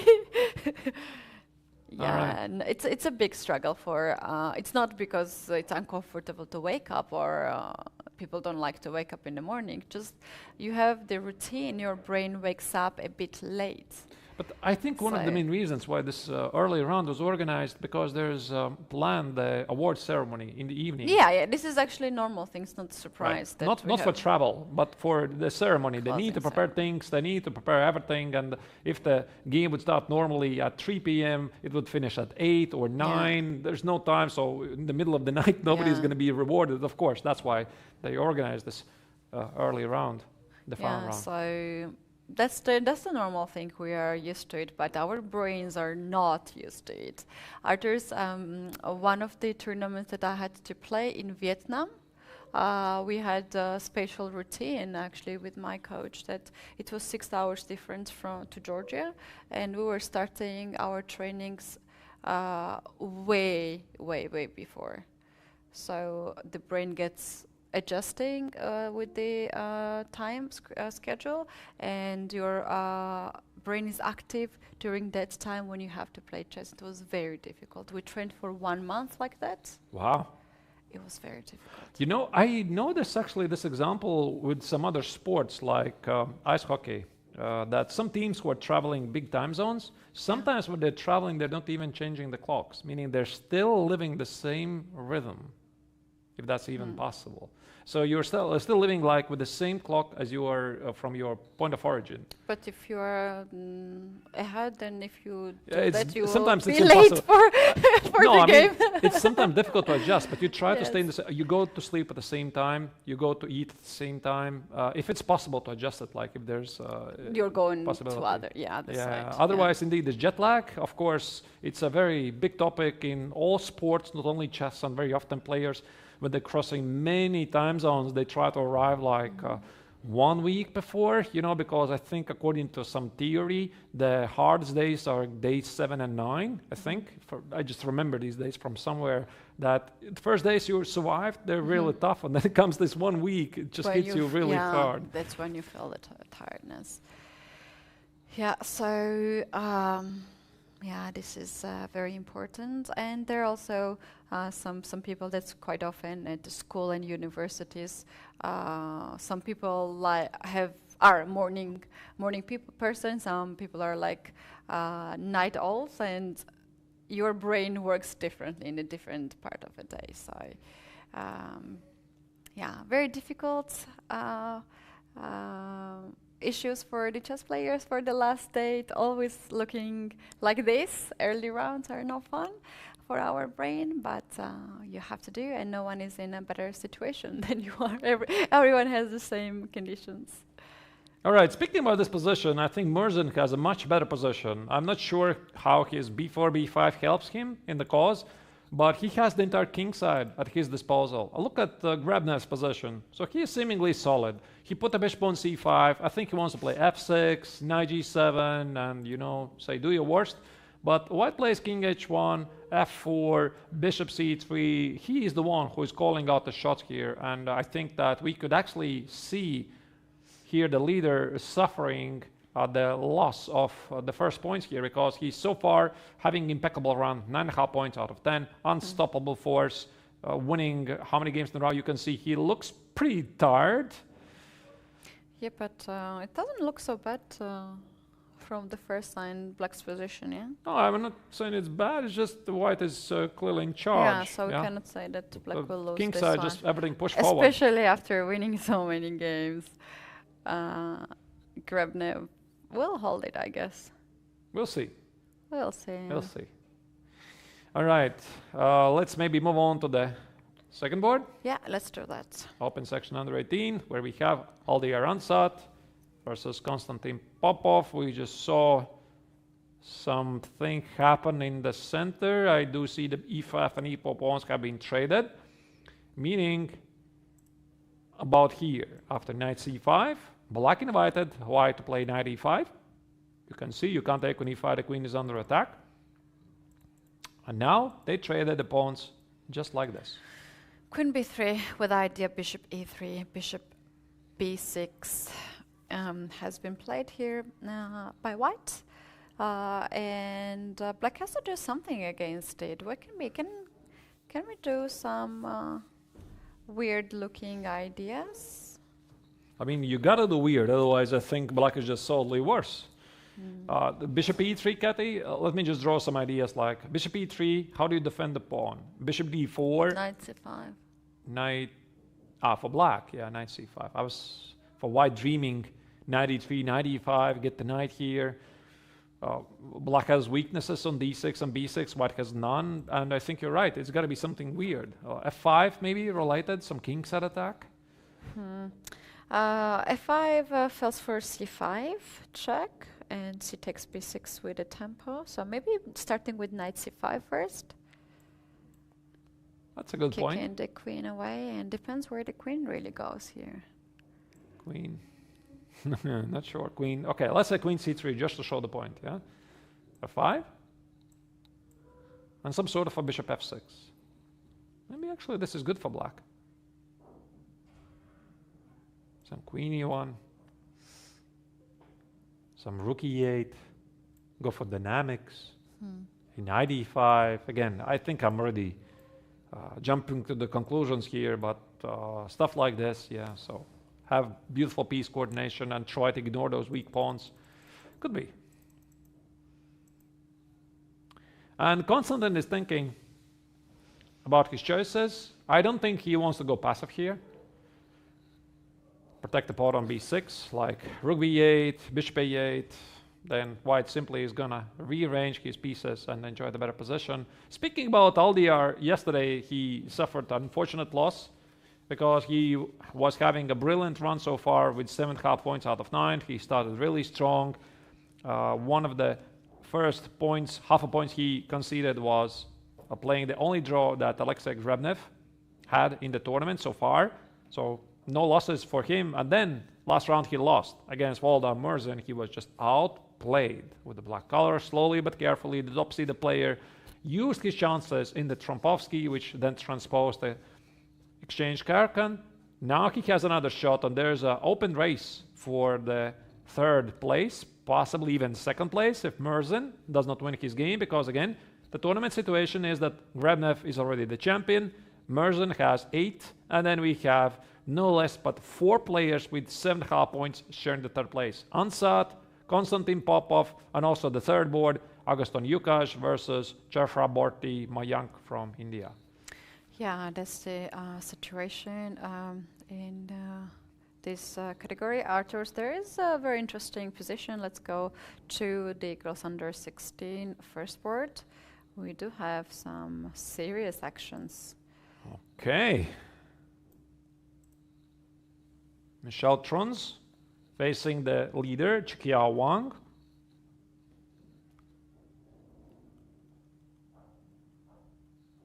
So if we just jump on the move 14, okay, we asked how white will coordinate the pieces. So white decided to go knight g3, and after knight e4, white took the knight on e4, pawn takes e4, bishop c4, and now black gave up the dark square bishop for the knight and took the pawn on d4.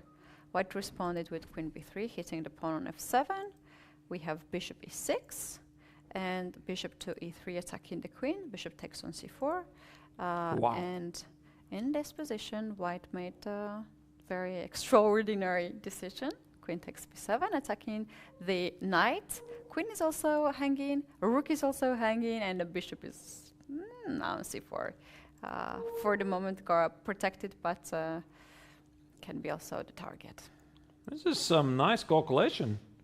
Queen h5, queen c7, and bishop d5. All of this has been played, but I think the fallout from this is that Truns has gotten a slightly better position. I'm not sure how better it is because she has the better pawn structure.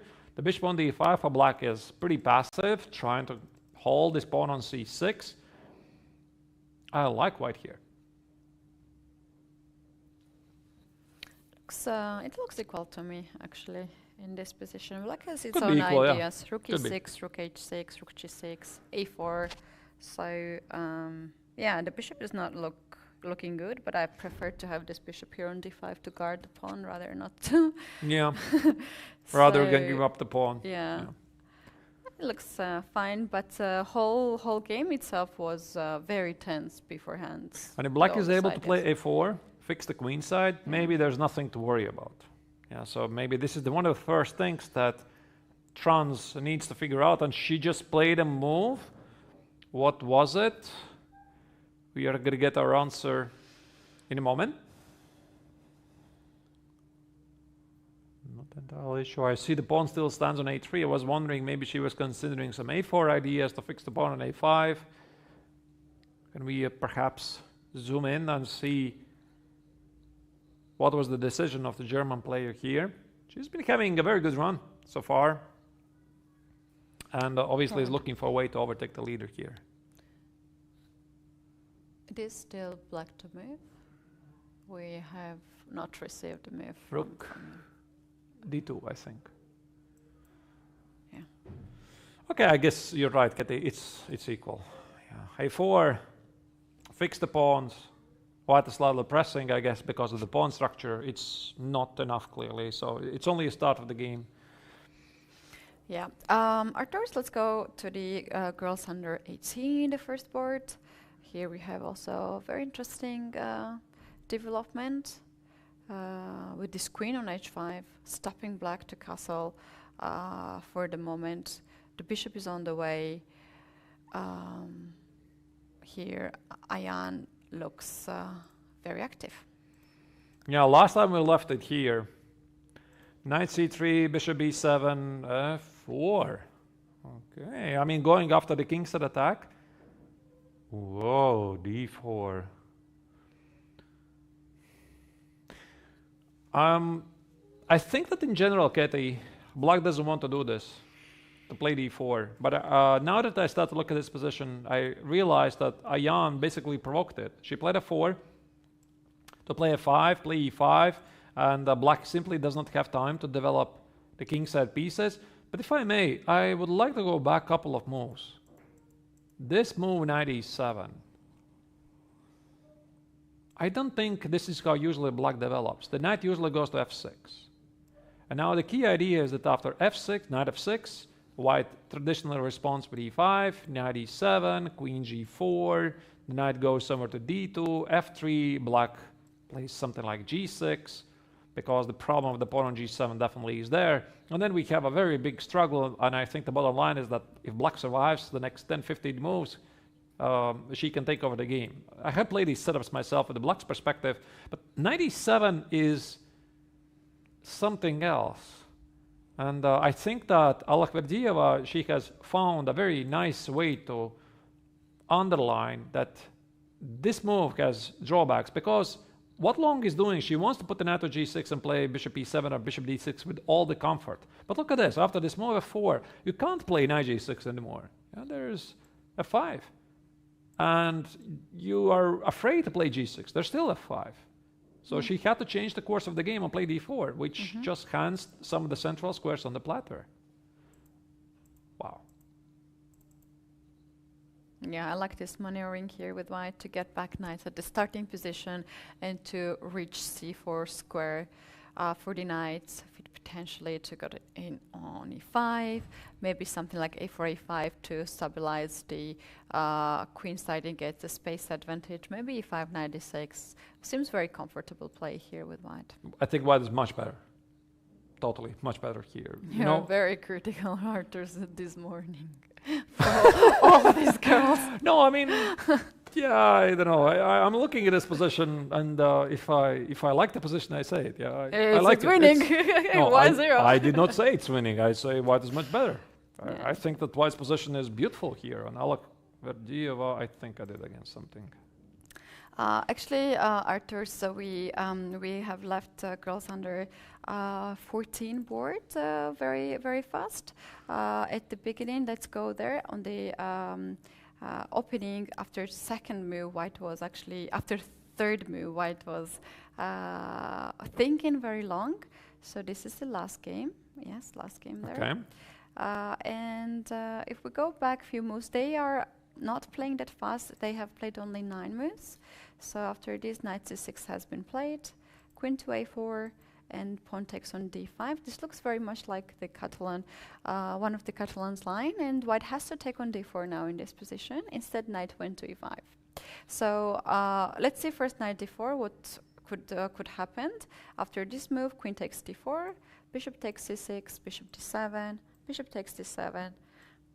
Yeah, you can't take it. Yeah, I guess. Yeah, the rook is hanging. Yeah. Bishop d7 here, and in this position you can either take with the knight, but basically queen takes on d7, mostly queen takes c4, and this is a position which is equal and playable for both sides. But instead of this, white decided on move 7 to went knight to e5, not capturing the pawn, and after bishop d7 here, bishop c6 has been captured. That's another idea here to be played. And if pawn takes, I think knight c6 is a move. I was thinking queen c4 actually. Yeah, queen c4 is also a possibility. I think it's even better, yeah. With keeping the 3 pawns hanging at the same time. But in the game, white captured with a knight on c6. And bishop Bishop c6. c6, yeah. All right, so what's the material situation?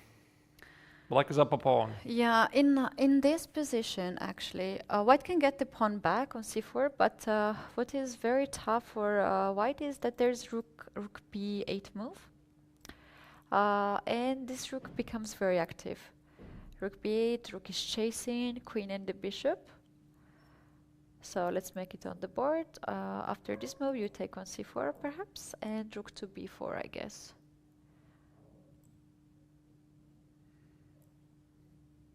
And when queen retreats back on c2, you just develop your bishop. Bishop to d6, let's say. Yeah, but if white gets this, then I guess she's sort of happy after this slight miscap, which happened in the opening. I guess it was a miscap, right? Because now there's a game. She's no longer down a pawn, and the black's weaknesses are there. Let's say if she gets this is typical Catalan position, actually. They transposed, yeah. It's nothing. So maybe black chose not the best continuation, but again, who knows what was the best continuation? So okay, just a second. Let's think about this. So bishop a8 is not a threat, right? So the queen is under attack. Rook b8, I love this move. But maybe there's something else?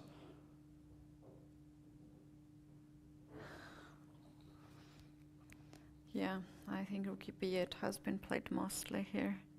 Can I play bishop b4 check? Queen b4, meaning is bishop c6. Yeah. I think white can just cover this check with bishop d2. Right. But now I somehow have protected from this queen c4. That was my entire point. So I'm not sure. Maybe am I capable to play bishop b4? What? Bishop b4. Yeah. Don't. Why? Oh, I'm missing queen a8. Yeah. Oh, okay. Not okay. Then I'm gonna try to cook up something else. Takes.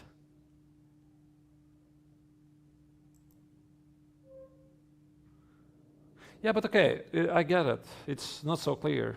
It's not so clear. Yeah, b takes, d takes, knight b3 if this pawn is gone. White has a better pawn structure. Also not so clear. So apparently Bozhena has found a way to complicate matters after not the best opening. And her opponent has fought so long for this position. Yeah. So well played by Pidubna here. There is one game played in our database. What we see, can we follow that after rook b8? What's the white's move? Right, rook b8, queen c4, check, bishop d2, knight d2. Ooh, rook b2. Yeah. Okay, it keeps a pawn, by the way, because queen d4 drops the bishop on c6, the rook on h1. So it's not a good idea. So the game continue, bishop f3, bishop e6, queen a4, bishop d7, knight d7, and queen d4.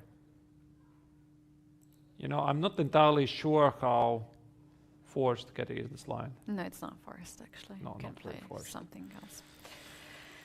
Okay, so this has been the position, and we have already result in this section. Kirtadze got 1 point. Her opponent did not show up. Which board? Board 6. Oh, wow. Could it be, this is very unfortunate, could it be that somebody didn't make it to the early morning round? I was afraid this might happen because some people might just not have heard this the early round. Or fell asleep, or fell asleep. something happened. Wow, that's very unfortunate. If that's the case, but of course, good news for Kirtadze, but I don't think that anybody is really happy about such a point in general. No, I don't it's think not so, a good thing for her. That's right. All right. So it's a point, yeah, but it's a 3 point. But when when you're at the tournament, you want to play and get the point like that. Of course. And you also wake up early. All right, Arturs, what's happening on the top boards in the open section? Maybe we can glance over again. Is there some boards we haven't yet checked, by the way, before we jump to that? Have you looked at Kamdanov's games? We can check it out. Maybe let's check. I have a feeling we haven't seen it yet for quite a while. It's a dragon, I guess. Yeah, this was the position where Hamdanova tried to be solid, and Khasaria Galadze is complicating matters, but I like how Hamdanova is playing it out, and I think that Khasaria is forced to take some risks here, but her position is worse, because the knight on d8, not great, and White has positioned every single piece on this e5. But the point is, if Black plays e5, White always responds with d takes on e6. If Black recaptures with a piece, the pawn on d6 is a weakness. And after f takes on e6, these pawns are very easy to target. I'm talking about like bishop d4, very center-based chess. And I think actually in general, this center-based approach, it's a very, very nice strategy when you're playing critical games. You don't try to play funny chess, just fight in the center. Yeah. Center is very important in chess, and that's what first main moves are fighting for: d4, e4, c4, with Black also e5, c5, d5. How do you complicate matters if you're Black? b5, a5, knight b7, knight c5 maybe? What else? Yeah, that's the way actually. This opening and this setup is quite solid. We don't have much of the fireworks or some kind of tactics here. I'm just going to show how the game could progress. Bishop d4 makes sense. A trade-off. Black's most active piece, the bishop on g7. Let's say a5. Take it here. Something like rook d4, queen e3, rook h4. And look at this. All of Black's pieces seem to be disconnected from the king. And somehow I have a feeling, Keti, this knight b7, knight c5, it's not going to work. And she's going to simply have to play e5. And then, of course, white takes on e6. And we're back to the same story. These pawns make easy target for white. Yeah, indeed. So this game is a bit slow. I think we might have here time to crumble. 19 moves have been played, and usually you're burning your time here in this position. There are not too many ideas. Very interesting scenarios under for 16 open section. Maybe we want to check that out before we take the break. All right. First board? Both boards are very interesting. Okay, so Rajat Makar has found a way to play b5, by the way. We're wondering here after... He was pushed to play b5. He was pushed, okay. Okay, so bishop e4, Keti, your suggestion is on the board. Bishop e4, responded by Klimovsky. Rook e4, a5, I love this move, very responsible decision to get to the pawn on c5. White responded in kind, b5. Knight d7, oh, I get it. Knight d5, knight c3. Beautiful. White play queen h5, ignoring the threat, hunting the pawn on e5. Rook e1, g6, and now the $1,000,000 question, I guess. Can white win this pawn where knight c3 is dooming white? Very, very important moment here. But the queen is hanging on h5 now. Yeah, the point is, can I somehow retreat and win the pawn on e5? So it's a big, big, big moment. Because if black plays knight c3 and white can't win the pawn on e5, I think white is basically busted. Because with the knight on c3, with the pawn on c5 weaknesses, if black is able to somehow solidify a position, let's say, I'll just show you a sample line, which is pretty bad, of course. Let's say f6, there could be knight e4. Might be still, by the way, something to investigate with bishop takes on c5, and I think that black is having the better chances here. Or knight c3. Or knight c3. And then, and then bishop c5. Yeah. Brilliant point. Yeah. Knight c3, then bishop c5, pinning it. And that's why Makar here is thinking. I think Klimovsky is about to trade the queens. We have that on the board. All right. Maybe they're going to this line, Arturs. There could be. I mean, I'm not sure about this f6. It seems very logical. Yeah, what else to play? Otherwise, we're giving up the pawn. I mean, I might take on c5 or knight c3, go after the pawn on a4. It's not like black has only one move here. But f6 seems to be something very solid, you know. You basically force matters. But after bishop e5, you are hanging the pieces on the 5th rank. Oh, I get it, yeah. After rook e5, I have some issues, yeah. He played f6 already. Okay, it does make sense, yeah. And also I think this forces white's hand because now knight c3 threatens to an exchange and rook on g4 has absolutely no business. It easily will get trapped there with something like g5, with h5 to follow. So Makar has to take on d4. What else is there? Maybe there's some, no, I don't think there's anything else. Yep, bishop c5, knight c3 on the way, so you have to, and if black managed to play king f7 there to guard the rook on e8, it's even getting worse and worse. I mean, visually looks like black is completely under control here. So let's say something like knight e4. Keti, you wanted to suggest knight c3?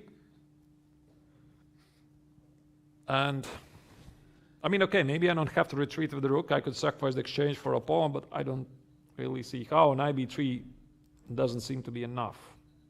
Just not enough. Okay, rook e3 and bishop c5. How do you actually deal with this pin?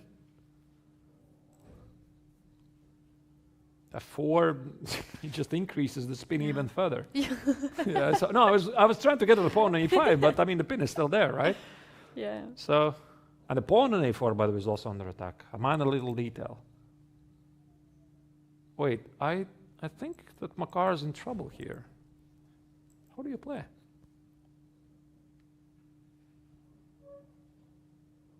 And this, of course, is a very important game in the open section under 16 because Klimovsky is one of the two leaders together with Jakob Simon. They're fighting for the gold medal, and Rajat Makar is half a point behind. So he is also looking for a win here because if Rajat draws, it might mean that he, in the absolute best scenario, gets the third place. Absolute best, but possibly he's not going to get it because of worse tiebreaks.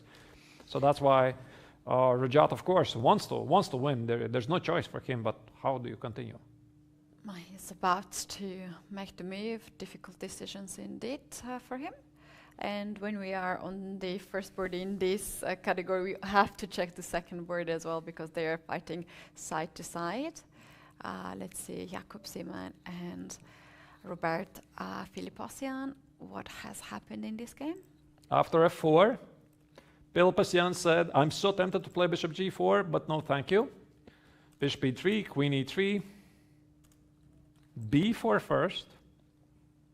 And after knight e5, he goes for this idea we discussed, the Scheveningen structure.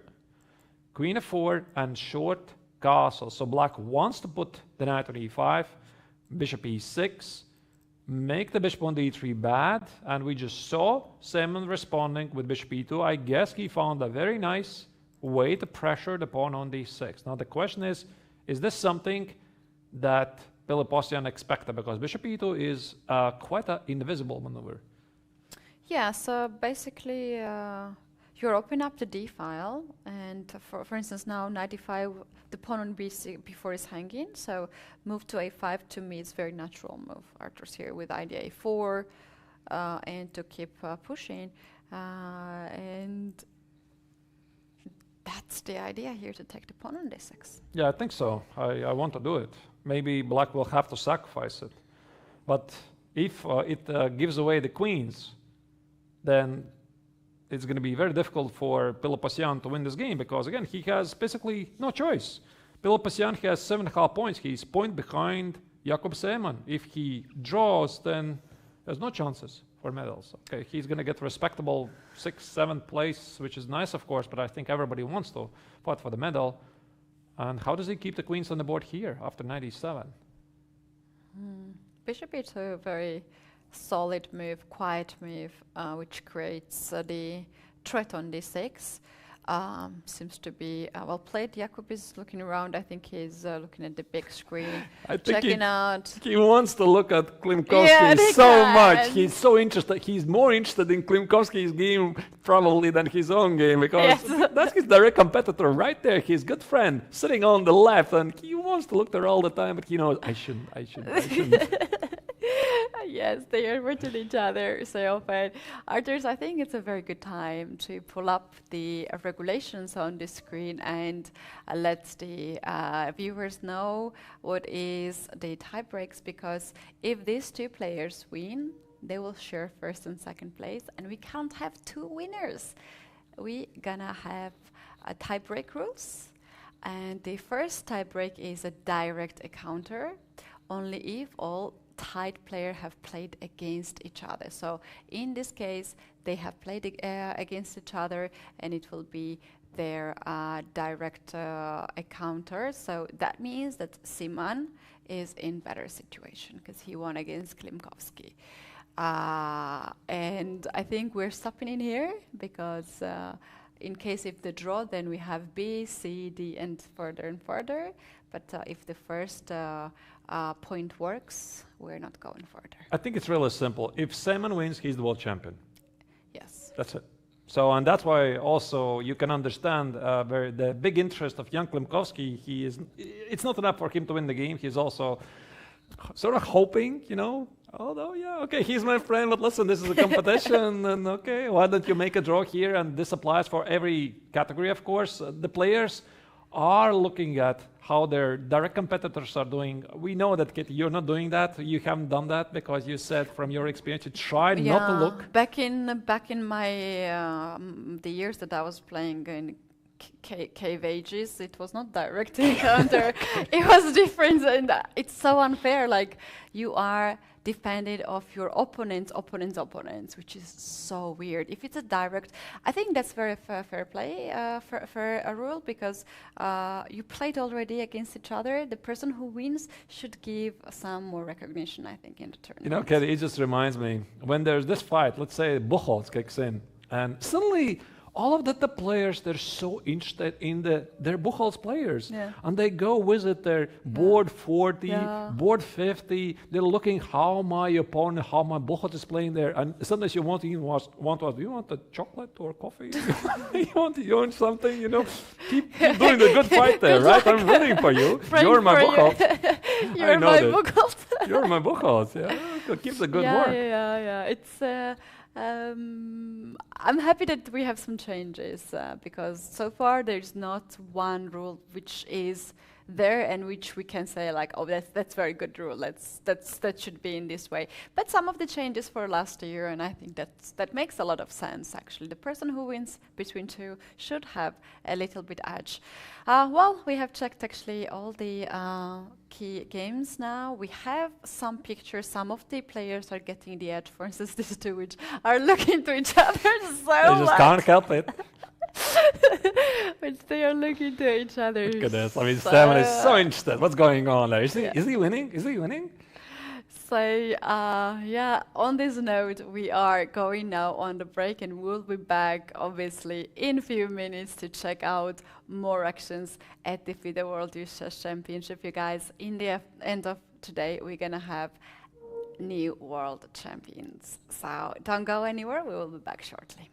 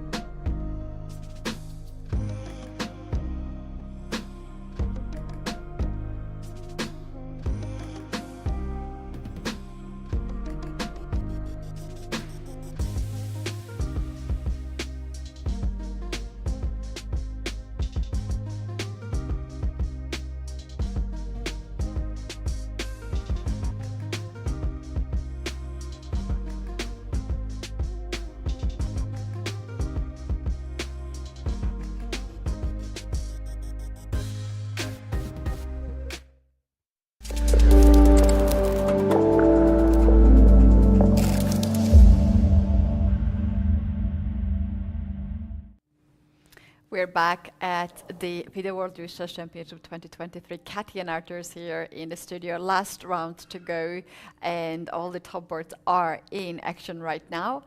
Gold medals at the strike. Arturs, what we have right now to show? I think we are going to go back to the open section under 18 and start from the top to bottom, all the age groups, and evaluate what is the current standings in the fight for the World Championship title. So we are going to start with the game of Alexei Grabnev, already the champion. He's facing his compatriot, Volodar Merin. And the way the game has progressed, Keti, I think that White is pushing really hard. However, now that it seems that the position has simplified, also Merin has less time on the clock. He has 20 minutes versus Grabnev's 34. So this is the first game, actually, I'm seeing Grabnev spending so much time. Move 20, already down to 34 minutes. And White is appearing to be pressing, but the big question is, what happens if White takes the pawn on e7? I guess we have to look at Let's check it out. Takes, bishop e7. I guess the big point is a rook goes here. But I'm not so sure this line finishes right here, because I have a shocking idea. Is this something to consider? Well, the point is b takes is bishop d6, b6, b7. White advances.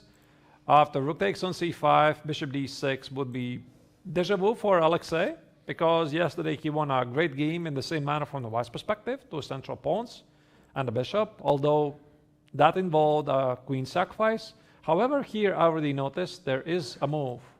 D takes on c5.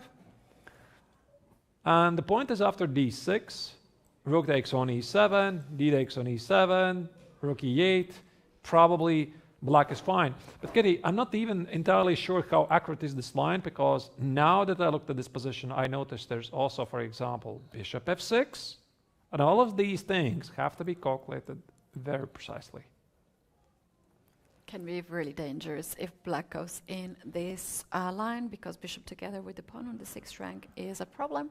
But Arturs, I was thinking actually, instead of taking on c5 with the pawn, black has this resource of take with a rook. And when you take on d6, I take on b5. The pawn on e5 is hanging. You can't push it because d5 is hanging. So you have to play f3. Rook e1 also drops the pawn. And then f5. That's a brilliant point. Yeah. I like it.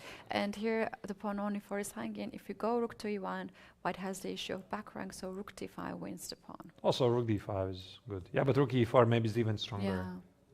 This is a fair point, but I think that if you spot something like this, especially look at this, since black gave up this pawn on e7 willingly, you want to check this. You want to check this from the white's perspective. I mean, can I take on e7? Can I take on c5? Push the pawns forward.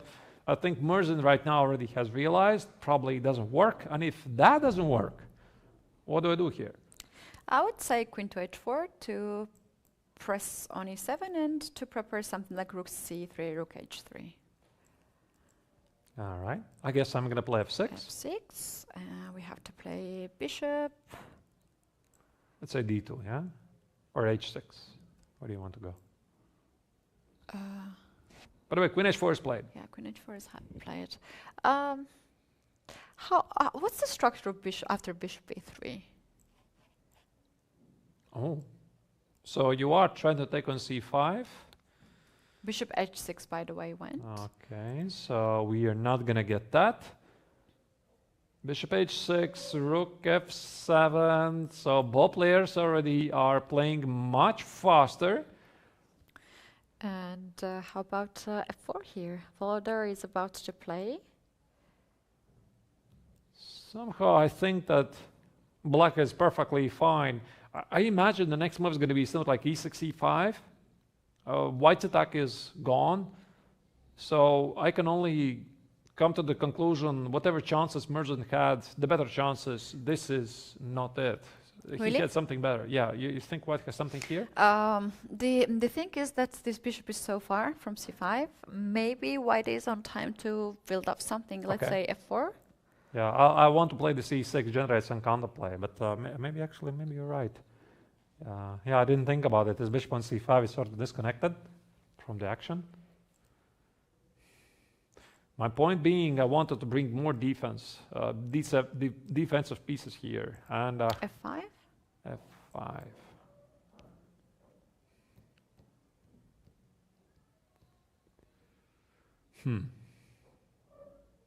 Actually, that's a good point. And can I try to close? Yeah, but I get it. Yeah, I like it. Yeah, now that I look at this, I like white's position. The bishop on h6 is pretty annoying. You obviously try to open up things. So I was wondering if there's way for black to close things, like takes and play g5, but queen g4 with h4 to follow. The bishop is pretty bad. Maybe it can be rerouted to e5. Maybe it's still good for white. I agree. Yeah, white is definitely one who has a safe sit here, for sure. And black doesn't have any weakness that is so decisive, but the bishop on c5 looks pretty, but very far. Like if this bishop is on g7, that's a different story. Yeah, if the bishop was on g7, then there would be other issues, of course, with open file. Okay, so the fight is on, and Merin here essentially is fighting for the silver medal because the gold already is decided. His opponent has it in the pocket, literally. Yeah, well, if he makes a draw in this game, we can assume that he's in a safe sit because there are many players that he will share the second place with, but he hasn't lost any game. So this will go to the Bugals, and like no one can really predict anything in that situation at this point. So he's not in the worst situation, and his position is quite safe. That's right. Moving on to the second board, where we have Aldir Ansat fighting also for the silver or the bronze. I think if Ansat wins this, he has excellent chances because he has... Oh wait, if Merin draws, then Ansat can't be higher than the second place because we looked before the break that the direct encounter is the first tiebreaker. This means that Ansat probably is fighting for the third place here, which also would be a fantastic result for the Kazakhstani player. And it appears that Popov has his own ideas here. Of course, he's something to say in the matter, and he has sacrificed a pawn, going for some inspired counterattack at the king's side. I like this. Mm-hmm. Looks pretty. White pieces are somehow on the back rank, not very active.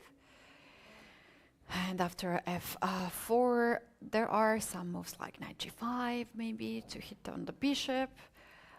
Bishop c5 is out there to go after f2. Of course, there are white threats its own, and black cannot just make the moves here. After bishop c5, there is d6. But this is quite resourceful position for black. Look at the clock, actually.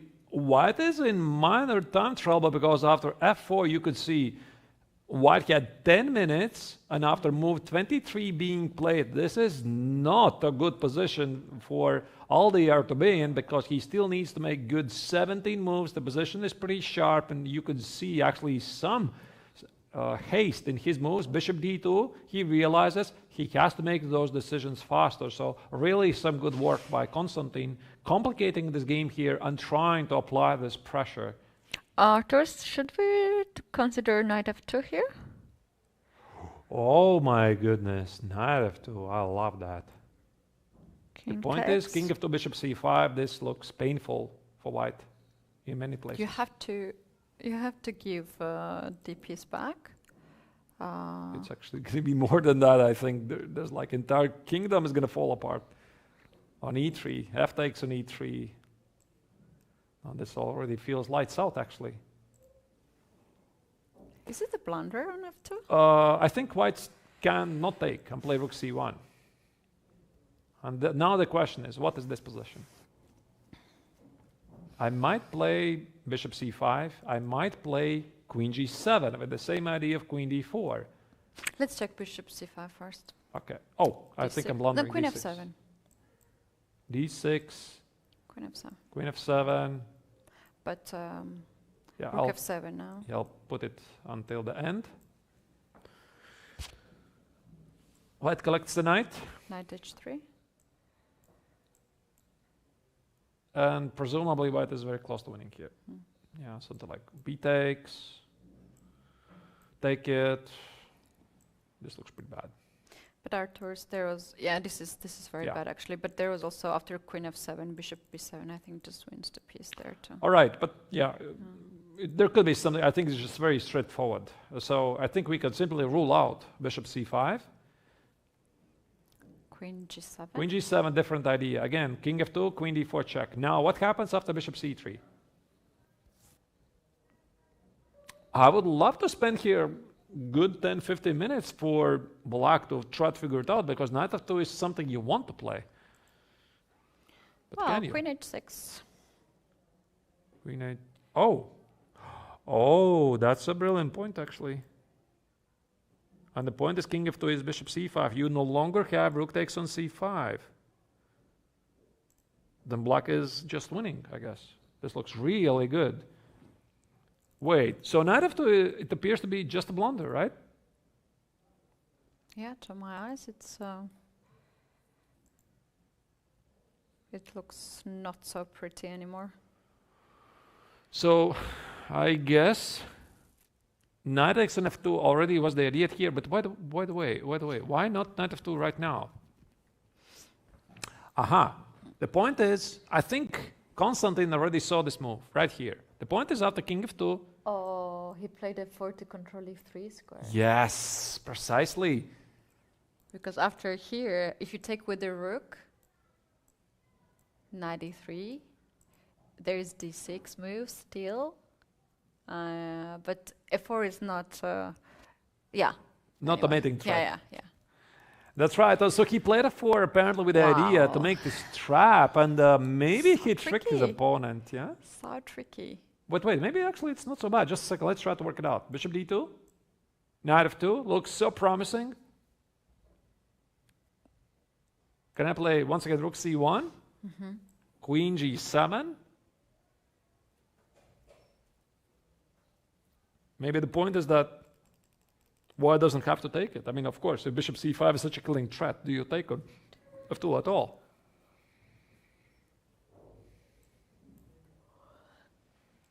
Take away the c5 square for the bishop.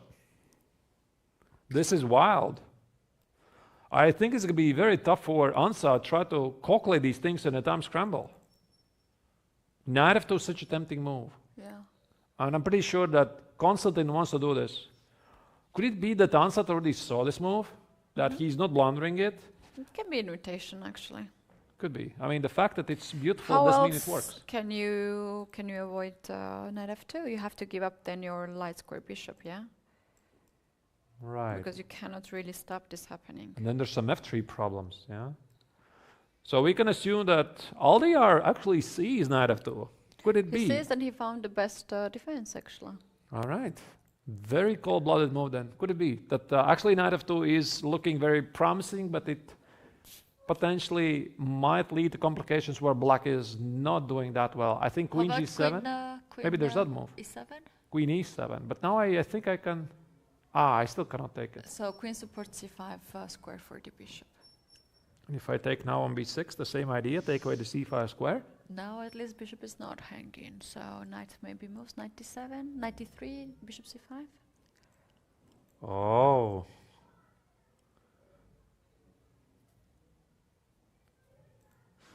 Oh. Yeah, this is very, very Difficult. wild. Maybe actually here white could force some things with rook e1, but then again black doesn't have to play queen c7 back.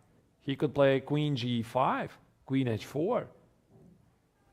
I love queen g5 with knight h3 ideas. I'm totally sure that Konstantin is going to play this. It just feels very natural. There is also rook a to c1 kind of move. Can we see that? And now the point is that you're keeping rook on d file and you control d4 square. So if queen goes on g7, g7, you play bishop c3. And after queen h6, you can take on f2. And bishop c5, bishop d4, yeah? Oh, this is quite something. But you would have to see that from afar. Yeah. Actually, that's a very good point. You know, I was thinking, why did I remove this rook from d1? Is that I'm thinking that in some lines it's under attack, right? Yeah, so yeah. naturally, I want to remove it away. But maybe you're right. Maybe actually controlling the central squares is far more important here. So once again, what was it? Rook c1 to keep control of this d4 square. This is brilliant. And if after queen g7, okay, that's bishop c3, and I think there's not much there. But if you go queen e7, then I have the rook e1, yeah? And now suddenly this rook controls this file.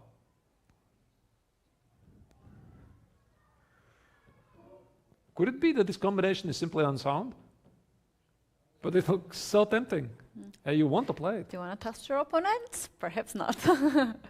Look at the body language of the Kazakhstani player. I mean, he's looking at this knight x and f2 as we speak. Of course, he sees this move. Yeah, if it's a blitz, you go for sure. And blitz, I think I already would have played it without thinking. Without whatever, just for fun, you know. Yeah. But of course, here you can't do that. Classical chess, and you have so much time on the clock, so much possibilities for white as well. And after all, it's not so bad position for black, yeah? You don't have to do it. But maybe just a flawed combination, right? I mean, if it doesn't work, and constantly he has time. Here, what was it? After f4, he had 38 minutes. So there's no need to rush. This is something after which you can never come back. That's it. I mean, you go here, you're very much invested in the affairs. You have no choice here. However, you still have a choice. Do we have any other move here for black? Let's say bishop c5. Again, d6, I think, is an issue. Although, maybe you want to do that, yeah? Could be interesting. Because now knight covers the diagonal. And queen f7. But do you want to trade queens? Not quite not, I think. Let's check it, actually, because then pawn on d6 also hangs. Okay. Some d7, maybe. Oh, wait, I'm missing some checks on f2. That's not very human, yeah? Yeah, my bishop f2 looks very scary. Why do I want to go there? Okay, what would be the human move? Trade queens, I guess, and play something like bishop e1. How human is this? I think it's very human, but how good is it? That's the different question. You got it. I mean, I don't know.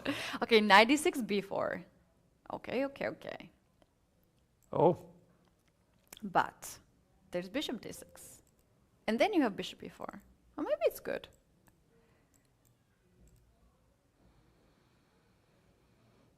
Okay. Okay, so this is also something you have to calculate. Well, the thing is that we have such a big comfort to move the pieces around and try this and that, but players, they cannot do that. They really cannot do that. Yeah, and you can see very nice zoom in on Konstantin Popov. By the way, we have to thank European Chess TV for the production of this show. And they have some really nice equipment there.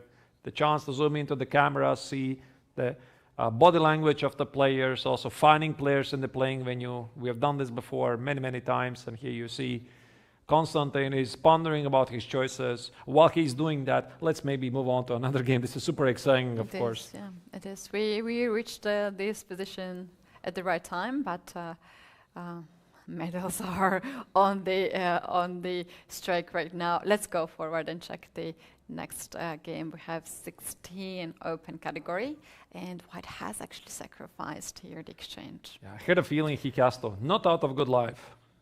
So here after f6, the pawn has to be taken on d4. He took with the knight c pawn, knight c3. Now rook e3 is not an option because of bishop c5. So Marar says, you can take the exchange, but at least he gets the pawn on c5. I like this. It's a good practical choice, but I don't think it really changes the objective evaluation of the position that white is in trouble. So he's really hoping for some future scenario, let's say d takes on e4 and the knight on d5. There's already a black piece on the second rank. I don't know how Klimovsky did that, but there is something on b2. Can we zoom in? Maybe go a better angle and see what could be the moves. So pawn took. It's a black's rook, actually. They've made a lot of moves. Let's try to So we're pull it missing. up. So pawn takes the knight here. Aha. So it seems that this board is missing some relay moves. The pawn takes on e4. This was the choice, and I guess at some point Klimovsky found a way to penetrate white's defenses. What is the clock situation? I don't see it. There's a pawn in front of it for white. The pawn on a4. Oh, there you go. Okay, that's the update. We have the rook. Let's see how we reach this position. So, some 5 moves jumped in. Rook d8, rook c8, rook d7. Black goes after the pawn on c5. White tries to defend it. Rook b1, king e2, rook b2. Still not over. And I think the last move was... What was the last? Oh, knight c2, yeah. This is something that Marar didn't want to do. He wanted to put the knight on d3, but I guess he had no choice. He's trying to hold on to this pawn, maybe activate the king somehow. The question is, does the Polish player have realistic winning chances? Also, the clock situation jumped back, so you see Rajat has 23 minutes versus 22 for black. Still well, what white wants here is to play king d3 and then push c6. Oh, actually, that could be the idea. Put the knight on d5. This is nice. Maybe actually, indeed, not knight e3, knight c2, knight e3, knight e5.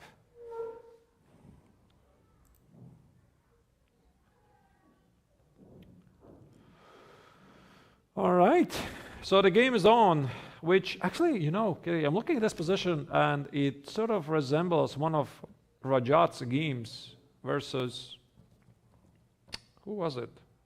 Against Bennett Hagner? Which round was this? Round 6, 7, something like that. Because I recall, we even looked at one of his games where he sacrificed an exchange on d4. And then he had slightly worse position, but then I think it was against Hagner. Yes, now I remember. There was this amazing combination that the Frenchman played. Knight h6, knight f6. There he is. If you missed it, check it out. I think it also was circulating some social media. Very talented player, very sharp, dynamic, interesting player.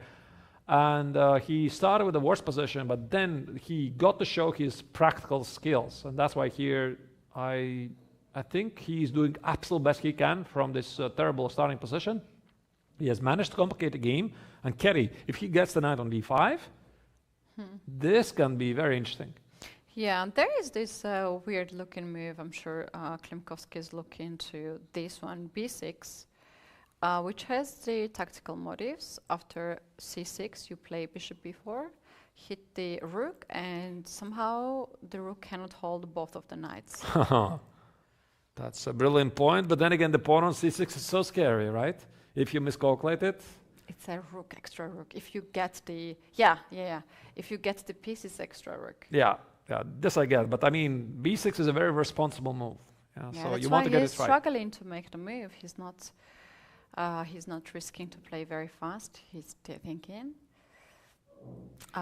There is also, oh no, there's not c takes. What about king f3 with the idea to put the knight on d5? By the way, b6 is on the board. b6 is on the board. Big moment here. So let's say king f3 here. Maybe king d3. I'm not sure what. Put the king, but just away from the pin, really. Bishop c5.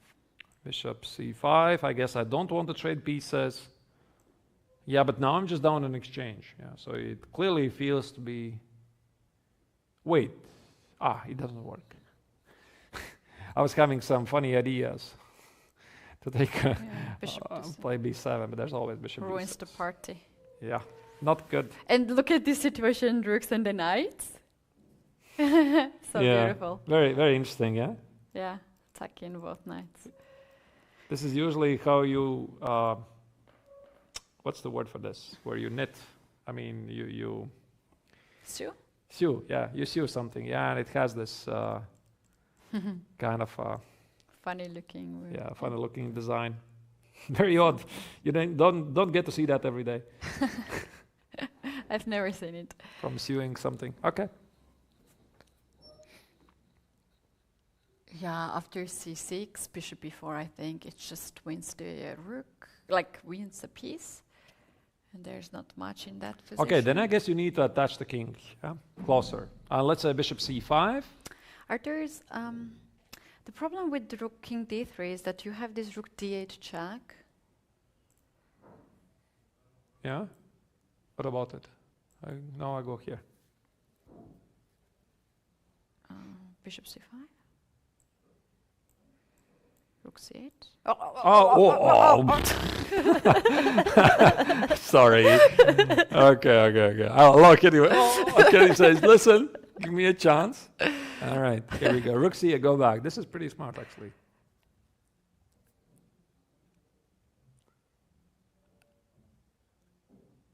Okay, I'm not going to go king e3 then. What about I'm going to go king c4? Oof, this rook king stepped on the checkmate nets. Yeah, but what choice does white have? And d4 square is double covered. So we do the same, bishop c5. Okay. And rook c8. No, we take the knight and king c5 and rook c8. Let's show that. What? Pawn takes knight. Pawn takes knight. King c5 and rook c8. Okay, so this is actually a very funny way to lose. But wait, but the rook c8 wins on a spot, actually. But I don't think it's so clear. You will not. I know you. You will not take here. So rook to c8 instead of taking here. Arturs here. Rook c8. Anyway, yeah. I wanted to king activate. d5. Yeah. Rook c5. This forces the matters. No, I'm not sure if white is gonna actually enjoy it, because look at this king and the knight and king c6, b6, b7 could be, you know, very tricky. Actually, I like the previous line more. This one, I don't know. The king is a bit far away on g8. Maybe that's a chance for white. No, it is definitely a chance, and you can see that Rajat has reached for the move. What is it? So c6 is king to d2. King is already on d2. On d2. King d2, yeah.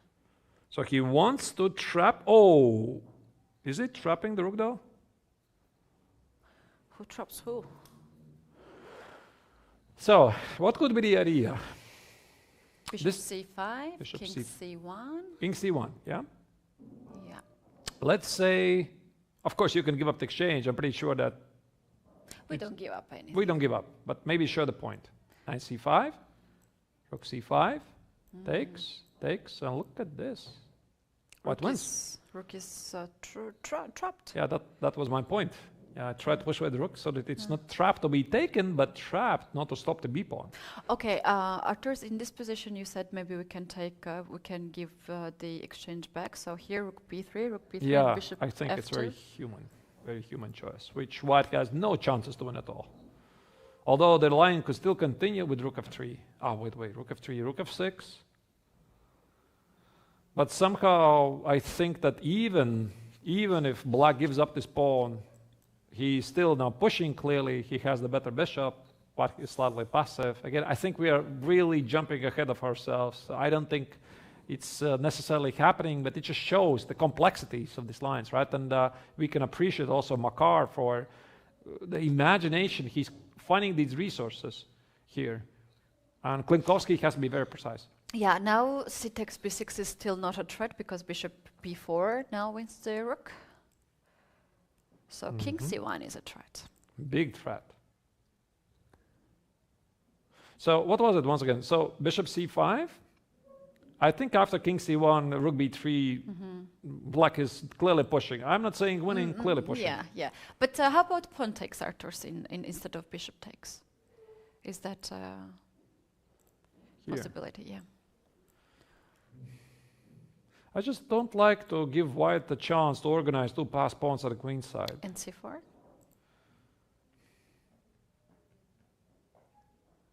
Complicates too much, I think.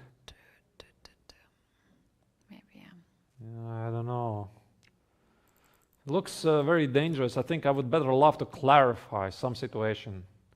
And now I was wondering if white continues with knight c5 instead. He tries to play rook, I think. Oh, rook a2 has been played. Okay. So So he decided not to take rook a2. Okay, yeah. Pawn takes pawn, bishop b4 still remains.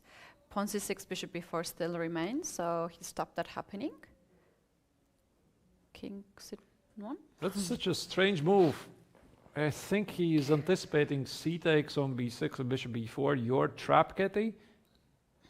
But somehow I don't like it, because I felt that you need to keep the rook here on this file. I mean, at least at the intuitive level. But then again, this is where you calculate, of course. You don't assume, you calculate. I don't know. If I play the same idea, king c1, what happens now? Black can just take take on a4. And pawn a4. Rook c3. Okay, I see. And you have this bishop d6 always there. Maybe actually it's brilliant calculation. Could be. Or not. I like rook a2 actually. It pretty much depends what white plays here. Both players, they have less than 20 minutes on the clock. Right. But what was wrong with this bishop c5? I don't get it. Once again, bishop c5 looked very natural. And I tried to analyze this. Knight c5, rook c5, rook c5, b takes on c5, and king c1, you have rook b3. Because this b pawn is so dangerous. But what if king c3? Yeah, king c3, rook King b1, c4? knight a3. No, king c4. No? You're playing for the win, yeah? I mean, why not? Maybe. But I actually already, Keti, saw a potential repetition. Like knight a3, you kind of can't leave this pawn uncontested. Could lead to some very strange draw. Wow, white has played the move and left the board like a boss. You know, rook to c4. Rook c4. This is something I don't think Klimovsky expected, because the way he wrote down this move, did you see this, Keti? Yeah. He was like, he was frozen there for a moment. I think this move simply eluded his attention. That's why I said, I don't like this rook a2 visually. What does he do there? It leaves a very critical b file. You can always get it back. The same position, but what else to play there? Rook b2, for instance, here. Maybe, but you are essentially acknowledging that you lost two tempi just like that. And maybe white can repeat, maybe white can't repeat. This could be a major change here, because... Well, after pawn takes pawn or bishop takes on c5, there's always b6. So you have to watch out for that moves.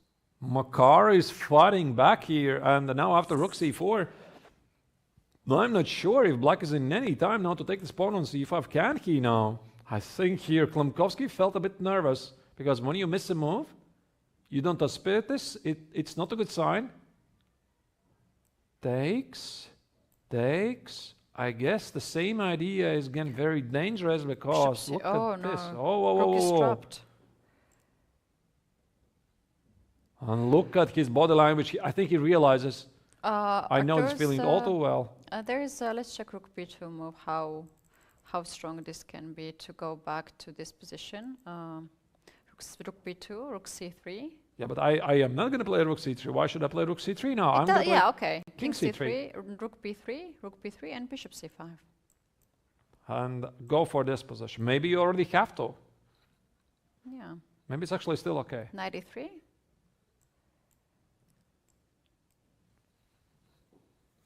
And some sort of, I don't know, rook d8, somewhere. But by the way, what about rook c5 again? We can't miss this. Yeah, rook c5, b takes on c5, and knight e5, king c4, king c5, b6. This is definitely on the table. Maybe actually it's pretty dangerous. Otherwise, if white plays knight e5, you can take on f2, sort of be all right, but the knight on e5 is a real monster. But I think actually the big problem is this exchange sacrifice on c5. And I think if it was once on the table, it's definitely going to be more. Coming back. What's the time situation? Time situation, 40 minutes for Klimovsky, and Marar is making his claim here after a terrible opening here. He's fighting back, and we just saw, I think we saw a miss by the Polish player. Rook a2, visually, I had a feeling it's just not right. It's just not right. But again, the position is so complex, he could not work out the details after bishop takes on c5. Maybe the right move was to play king f7, you know, just to go slightly closer. But again, it's so easy to suggest these moves, but when you're playing the final round of the most important tournament of your life, there's a lot of tension. It's a morning round. Yeah, but after king f7, it's still not clear. King c1. Of course. It's still king c1, and maybe then take on b3 and take on c5 or whatever. I don't know. Yeah. So, for example, it could be easily this line. For example, king f7, king c1, rook b3, bishop c5, and now continue the same idea, rook c3. I think now black is entitled to play rook d8 because now this idea of rook c5 feels so much slower. Yeah, well, black's king is on time to control the center. So let's also check out the second board. They have played a lot of more moves. Another leader. Oh, oi, what is this? Jakob Simon has a strategically winning position, I think. He has an extra pawn, and his king is much safer. Doesn't mean the game's over, of course. We missed quite a bit of action. Can we roll back a bit to see what was it? Because we left it a long time ago, after bishop e2. 95, takes, queen d2, wow. Beautiful. Hitting the pawn. Rook d8, queen b4, so Pelopessian already had no choice. There you go, take my second pawn. I have to complicate. Okay.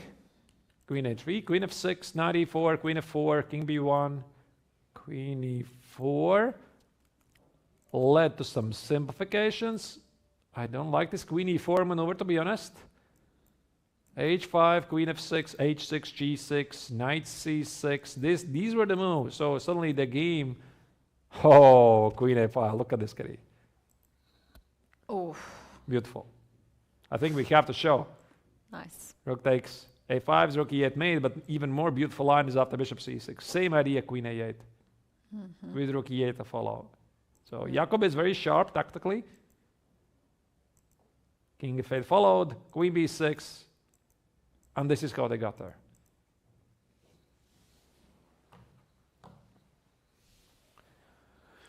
Four minutes for 7 more moves here for black.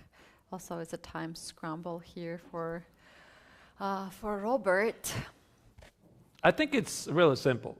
If Jakob wins, he's the champion. Yeah, that's according to the tie breaks, yeah. Yeah, it's very, very important game. Could be one of the most important games for the young Polish player, obviously. Also, this is something that his compatriot is not very happy to see. You know, sometimes it's very interesting. Maybe it also affects your performance, right? Because you're kind of fighting for the world championship. You have a tie, and you are with one eye looking how your direct competitor is doing, and you're seeing that he suddenly is winning, and it affects how you are making those decisions. 100% it affects you. Yeah, because you can see Klimovsky and Jakob Simon, they are constantly exchanging views. Yeah, if there you just saw once again, looked at what's happening on the other board.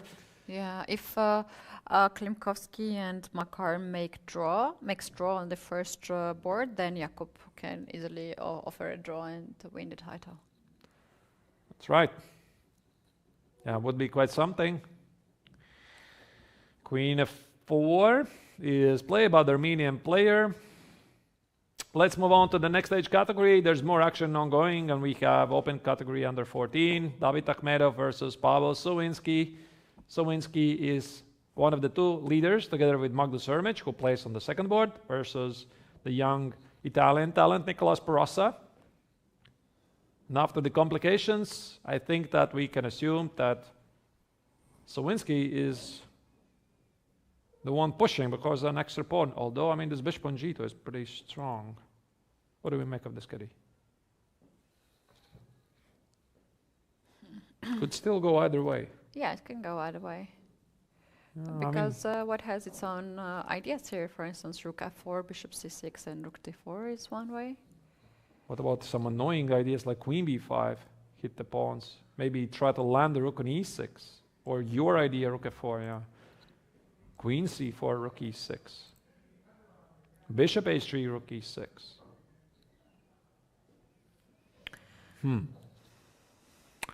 The king's safety. That could be the crucial element, which also can be seen on the clock. Pavel has 8 minutes. Queen c4, by the way, played by David. He clearly wants to play rook e6 and also hits the pawn on c6. The most important moment right here. Can I play knight e5? What if I just push d3? Oh, you're going to ignore my gigantic threats. I have my You have your own, yeah? my own. Okay, show them, please. Knight e5? What do you want to do? Really? Wow. I never said 95, Arturs. Come on. I was counting on my d3 pawn, actually. Oh.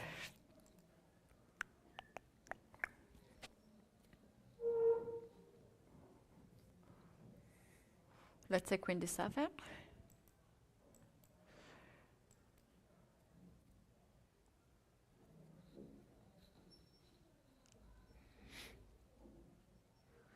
Ninety-five? Yeah, 95. No, I don't believe it. Looks too much. D takes, queen e5, king's weak, rook f7 threats. But actually, Keti, I wanted to improve your idea. I noticed this crazy idea 95. Essentially the same maneuver. The point is white is overloaded, meaning very difficult to keep the rook protected. And now there's some craziness happening here. Your d pawn will have a say. Yeah. Something like take, take, and just like that, black is doing great. Bishop c3, f3 has to be played only move, I guess. F3. No, in the end. Bishop f3 to stop rook d1. Yeah, but then it's already pretty clear that black is very playing, close to winning, yeah, with this pawn. Okay. Maybe actually d3 is a move. Wow. So once again, can we check it? What was it? Rook e6, 95. How many moves there are for what? Every queen move drops the rook, right? Seems like, yeah. Rook e5, queen e5, no good. Rook f6, knight c4, no good. I mean, you gotta take on d6. Takes. Maybe rook e6 is not a good move. Which? Rook d8, you mean? No, rook e6 is not what do you make then? Okay. No, not here.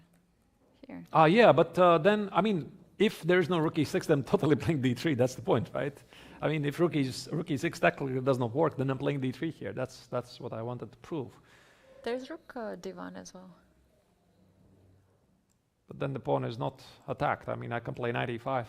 Yeah, and you're definitely the one pressing. But I would like to still continue this line because I'm not entirely sure is this everything. Because I noticed one more move, Keti, and that is the rook takes on f6. Not rook d8, rook f6.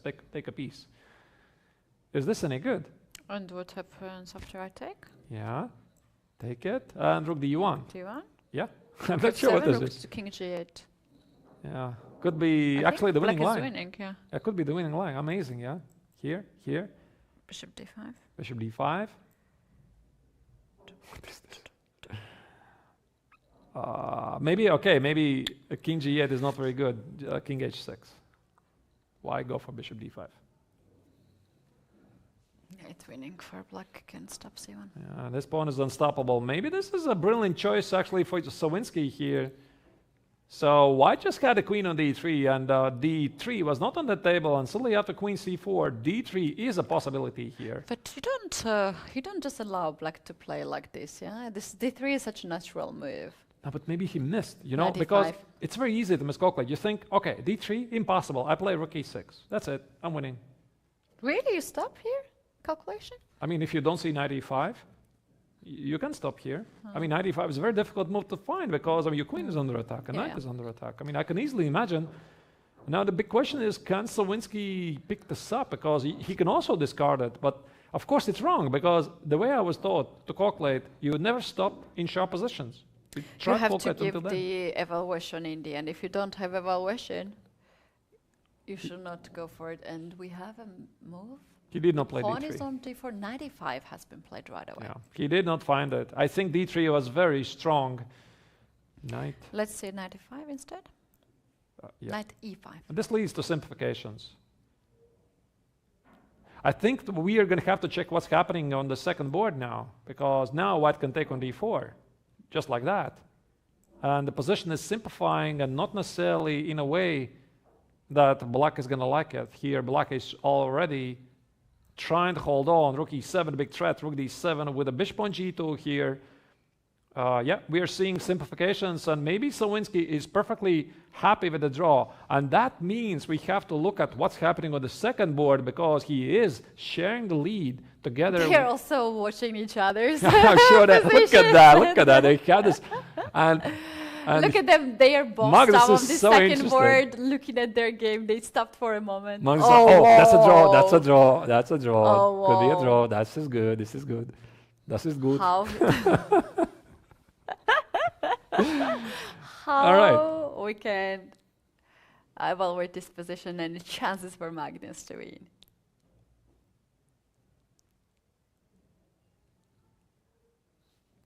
What's the material situation? Everything is equal, but look at this monster on h3. It's very far.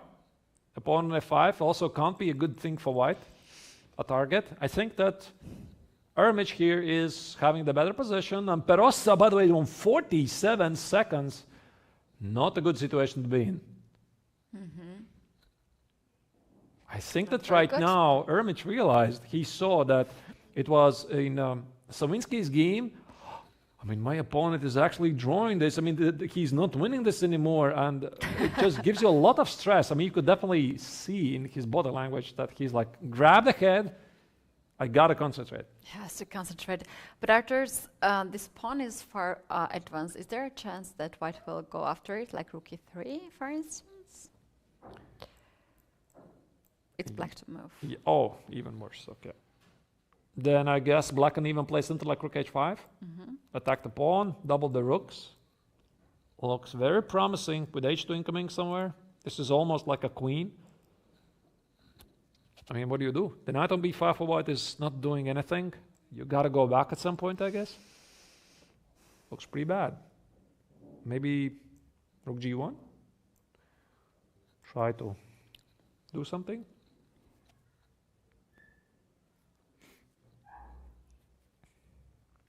Actually, rook g1 is a decent move. I like it. Yeah, it looks good. Maybe not rook h5 then.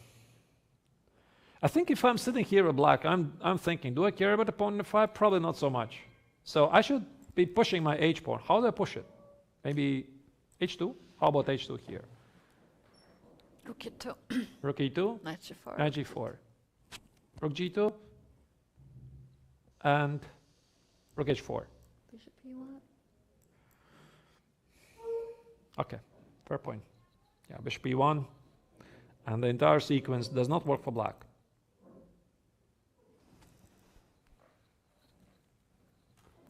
Not easy.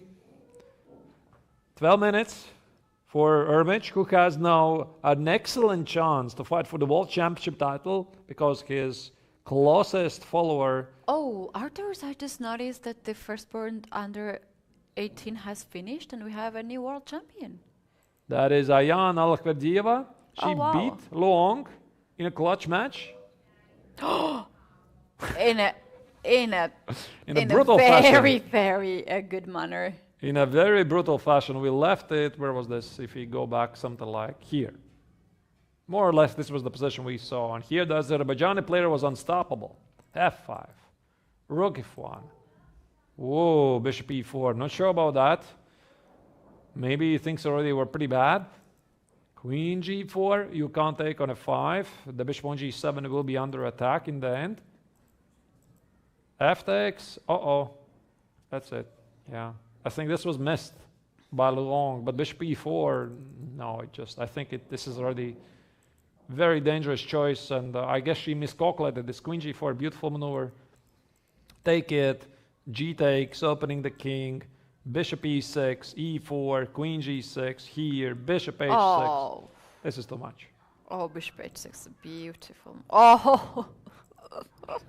Stunning. Well done and congratulations to Alaferdeva. She has been really impressive in this tournament, won the tournament convincingly. Arturs, another game has been ended. Under 18 board tune was done. Let's check it out, the result. And Alde Arantsat has won his game against Konstantin Popov. I think we saw actually this knight x and f2 sacrifice. We were wondering if this is working or not. So rook d to c1 instead. Not rook a to c1. We're wondering what's the best move. Queen e7, rook e1. But why? Knight x on h3 here. Who knows, yeah? Could have been some tactical issues. Knight x on h3 instead was played. G takes, queen g5 here. Konstantin tried to organize and contemplate a kingside. White, yeah, knight h2, beautiful move, getting more defenses, and just like that, White mopped up things. What a shot, beautiful. Bishop f4, sealing the deal, because bishop f4, queen g6 with mate to follow. Nice. Nicely done, this game. And we are actually switching maybe under 14 girls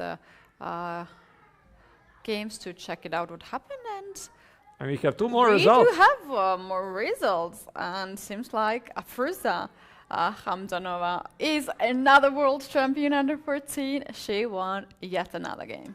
So 10 out of 10 for the young sensation from Uzbekistan. Perfect score. She missed the first round. Unbelievable, but she turned out to be quite a maiden story to score 10 victories in a row, demolishing every opposition there was. Unstoppable Hamdanova, one of the most stunning performances I've ever seen in the World Youth Chess Championships. Basically 100% result in 10 rounds. And also the game between Pidubna Bozhena and Elnaz Kalyahmet has finished, where the two favorites, Kalyahmet and Hamdanova, won their games. This is the final moment of the game. Maybe let's have a little look how it happened. These were the final moves. Rook takes an f3, getting access to the h2 pawn. Maybe this already was an unstoppable threat. Rook g4, rook takes an f2, beautiful intermezzo move, check. Rook e2, white is up a rook, but it means nothing. Yeah, checkmate is coming. The games are going to be ending soon, so let's choose one game, Arturs, and focus on that. Maybe with the girls, we haven't really looked at also the game. By the way, Anna Zhurova versus Yelizaveta Hrebenshikova, the second board girls under 18. They're now apparently fighting for the silver and bronze. Sorry. Bless you. Thank you. Now, Anna here with the white color, I think she is clearly pressing. I love her position. Whoa. Did she just sacrifice the piece?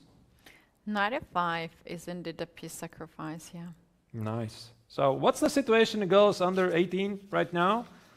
Alaferdiyeva is the world champion, and now essentially there's a fight for the silver medal, and we have two players, Anna Zhurova, including Rochelle Wu.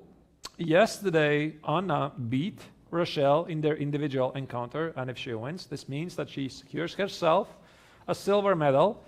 I guess there is a bit disappointment, of course, for her to see that Alaferdiyeva already won her game. This means there is no more dream for the gold medal. And as they say, there is no worse medal as the silver or the fourth place sometimes, unfortunately. Fourth, yeah, but both. it's still a very, of course, prestigious result. And that's why, of course, Anna is going to do her best. And there you go, knight f5. She decided to sacrifice a piece. I like this, but the question is, what happens if black accepts? So maybe let's try to imagine a bit. G takes, I guess G takes is white's idea. Opening up some queen h5 ideas. Black has all the pieces positioned somewhere at the queen side, far away. I think ultimately the question is, Keti, do you believe white? I mean, Yes. you're playing with black, do you believe white? Do you believe your opponent? Yes. Okay, instantly. Yeah? I'm not so sure. because I don't see the threats yet. I would be very tempted to test it. And Hrebenchko says, I do not believe you. And she takes the piece. We are going to get our answers very quickly. This is the position. 94 is on the board. And 94 is also played. Trade the rooks, and without the rooks, the attack is not so dangerous. And now the question is, what has Zhurova prepared?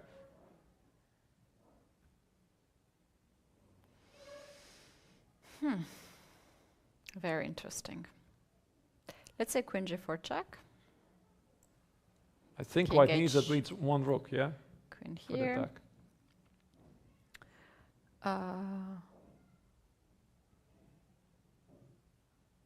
What about king h2 and rook g1?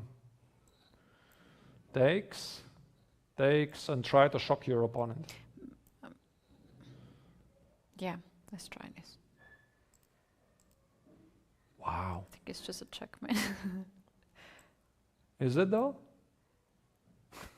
What Bishop is 10. this?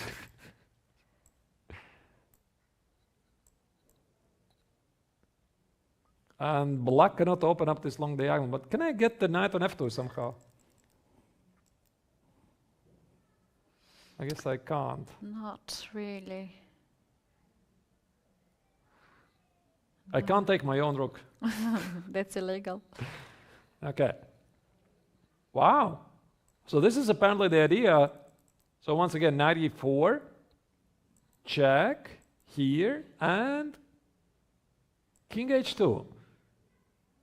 Or maybe in king h1. I'm not sure. Maybe king h1 is more precise. Yeah. Why king h2? Just play king h1. No, there's knight f2 that you wanted to play somewhere. Yeah, With but the where? check. That's the question, yeah? Ah, maybe you're right. Takes, here, Bishop h6. takes, and... No, bishop h6. Ah, first bishop h6, yeah? Oh, that's a brilliant point. Yes. And now bishop h6, you have a fork. Yeah, that's why king h2. So actually here Zhurova is playing a very nice combination, but the question is it working? Okay, I'm going to start with king h8. We're starting with queen g4 check. Oh, I'm I sorry. Yeah, guess. of course. Yeah, you're right. Because there is bishop g7 somewhere. And now forcing this, and now king h2.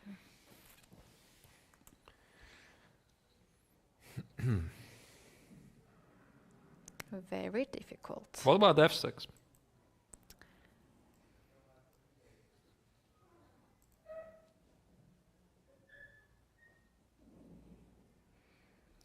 Looks like a defense that has to be considered.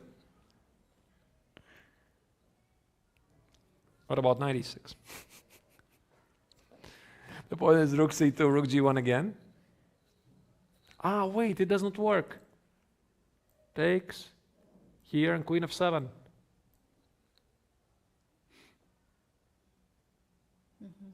Yeah, maybe not 96.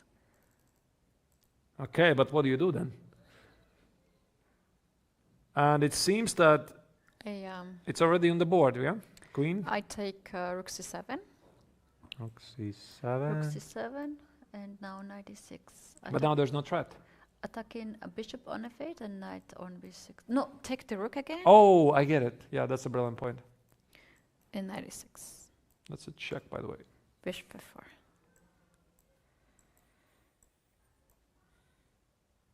I don't buy it. After queen g2, you have to buy it. Bishop I c5, have queen to buy g7. it. No, I mean, come on, I can already take an f2. I'm up a piece, yeah? So it already means that the attack is going nowhere. So you win back your piece, but I'm up a pawn. Okay. I mean, at least. Yeah, but it's totally worth it to go for this sacrifice if in the end of 20 I'm not going to moves, argue. black I just mean, have it extra looks pawn. beautiful. But What do we they have have queen played? g4? What did she play? Let's zoom in a little bit. Yeah, I don't see. I don't have the update. They have traded one pair of rook, as I see. Ah, maybe she started with rook c2. By the way, Grab-Khatir how has he played. played. Grab-Khatir has finished his game versus Voldar Mirza in this game. It's finished, and maybe let's jump there and see how it finished. And the Merin is victorious. This means that the champion suffers his first loss. No perfect score for him, 9.5 out of 11. And for Volodar, this means that he has secured himself a silver medal, being now half a point behind the leader. Wow.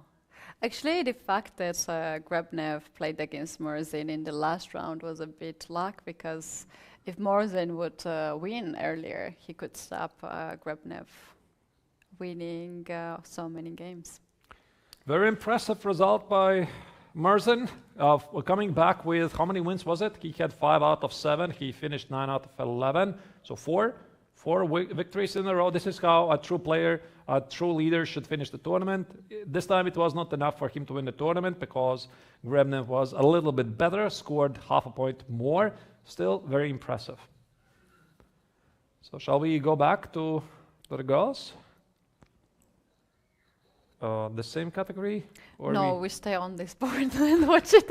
You watch it endlessly. We have to see it. Okay. I'm gonna make a decision. Choose any game, because we basically don't see what's happening. We have to click. So this game where Anna Zhurova versus Krabenchikova. Oh, she played F3.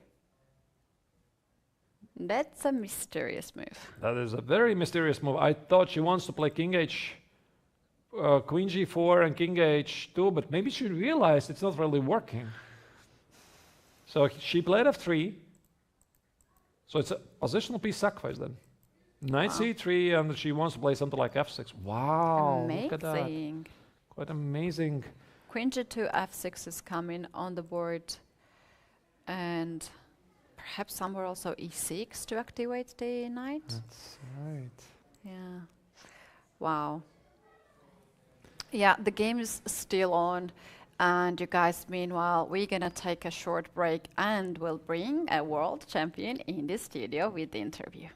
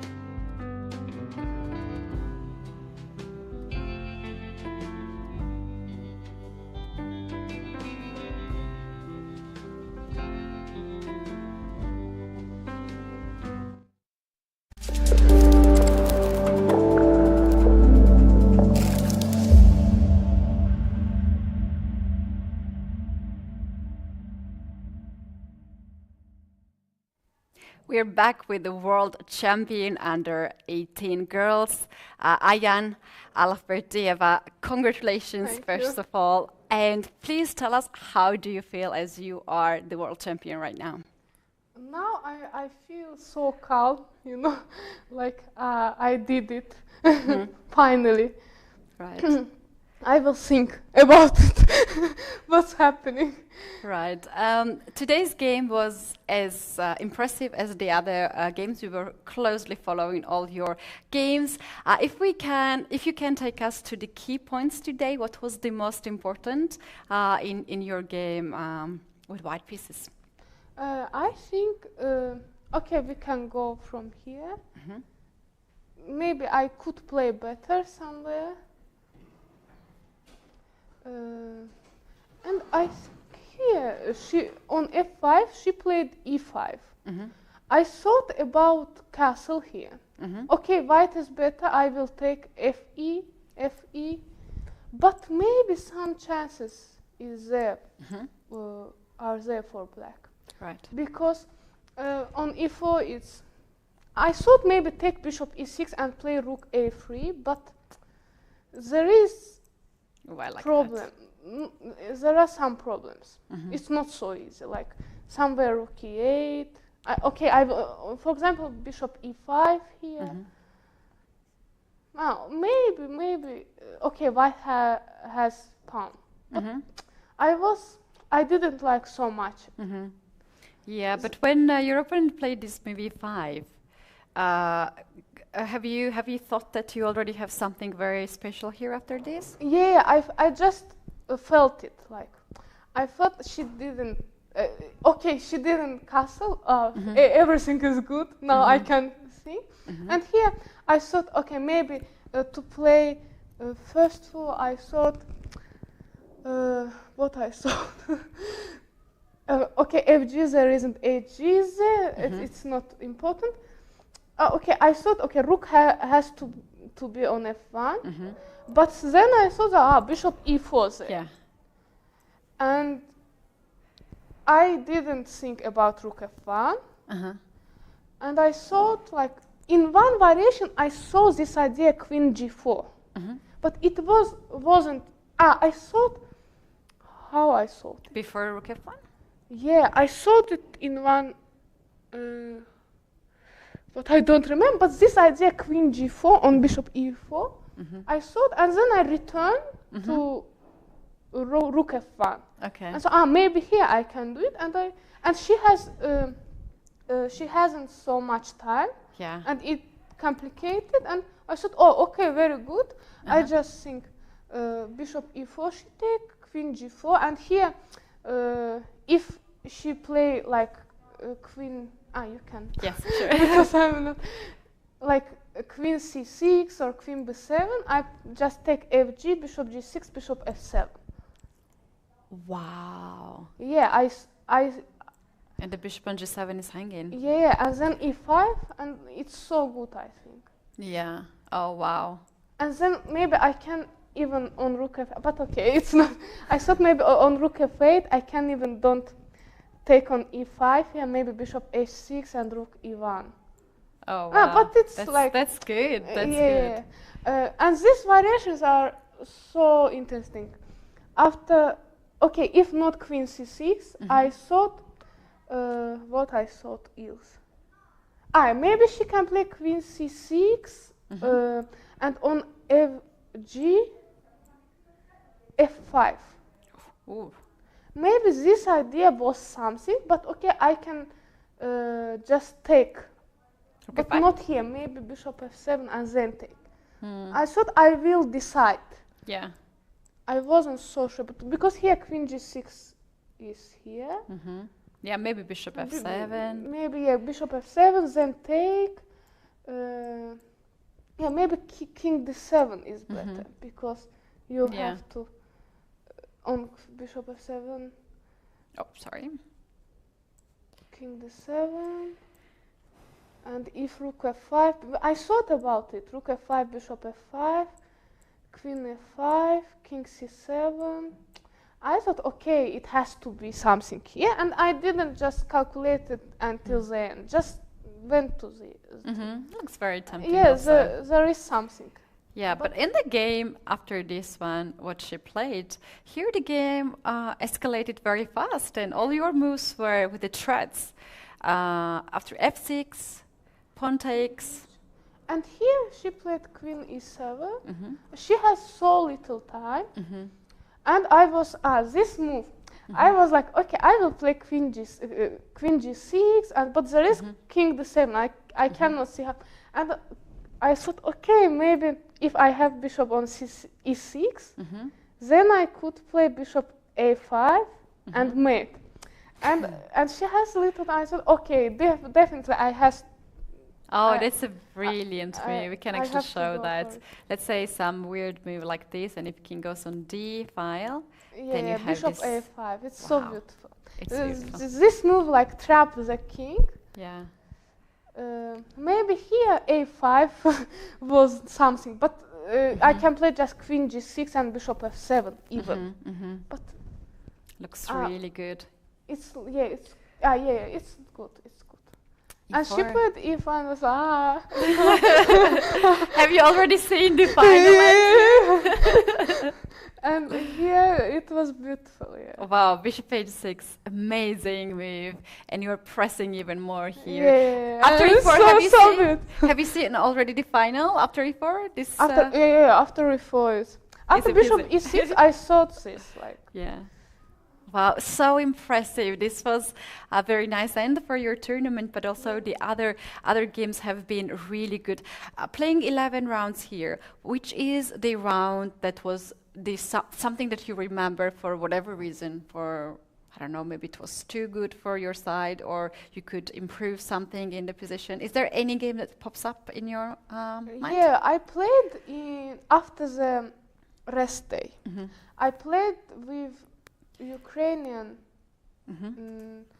girl, and I played not so good. I could lose it. I had she had -4 or something, but it was ended. I was like, okay, I will not lose. I will just fight. Not now. Always you do like this. Don't do it. Yeah, it's then a lot of emotions as well. Yeah, right? I thought if I lose, I will hate myself again. And it was I was so lucky. At this game, I was so lucky. And even, it was so bad. No, it was well played, actually. All your games were so well played, and there can be some reasons that you might maybe miss some chances to win, but you are very impressive in calculation and in tactical games. Is there any special preparation that you have done for this tournament? To be honest, before this tournament, I had preparation. Like, I went to the India for the 3-circuit IM tournament, and I lose 150. But it was preparation for this tournament. I came just in November. I came 4th November and then came here. Oh, but it was preparation for this tournament. Wow, you are a good businesswoman. Thank you for calculating, investing in this. It has been a really, really nice tournament. Have you enjoyed your time in Italy? I have seen you, actually, after the game, some of the evenings you were playing football. And I saw that you were enjoying very much. What was your day looking like before the game and after the game? I played football only one time in the rest day. Before this, I walked like 6 kilometers or something. Then I played football. And then I had this game, bad game. I did a little bit so much.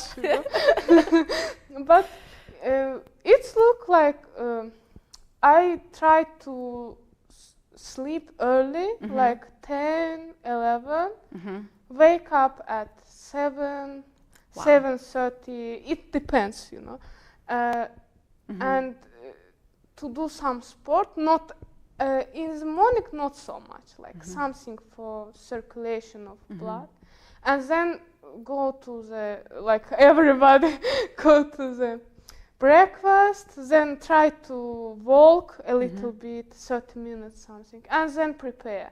Wow, I see that you are paying a lot of attention to your physical preparation. Yeah, I well. try. Okay. Yeah, after the game I do sport, like better than morning, like good sport. I try to do. You're a very impressive person, I have to admit. Really, really impressive. Is there anything you planned for today that you want to celebrate as the tournament is end now? You can finally relax a little bit and to also to have a festive mode. Is there anything planned? I will try. In Azerbaijan, there is something like if you do have something good, you have to give some parts, Oh, wow. but not parts, you know, like to buy something sweet or to buy something for it and give for everyone. Oh, that's just so to nice. maybe I will do it, and maybe if children go, we'll go to the football maybe or play blitz. I don't know, something like this. Well, that's so amazing. So I love this tradition that you want to bring it here to give it away some happiness and share some happiness. I would love to have you here for a long time and to talk with you. And we are so honored to have you here in the studio and wish you best of the luck in the other tournaments. No more 150 investments, maybe. And yeah, we're gonna see you definitely in the other tournaments. Yeah, I hope. If I will be alive. You will, so sure. So thank you very much once again, and congratulations. Thank you. You guys, we will be back with more games. This is the last round of FIDE World Youth Championship 2023, and we're gonna meet more world champions, so stay tuned.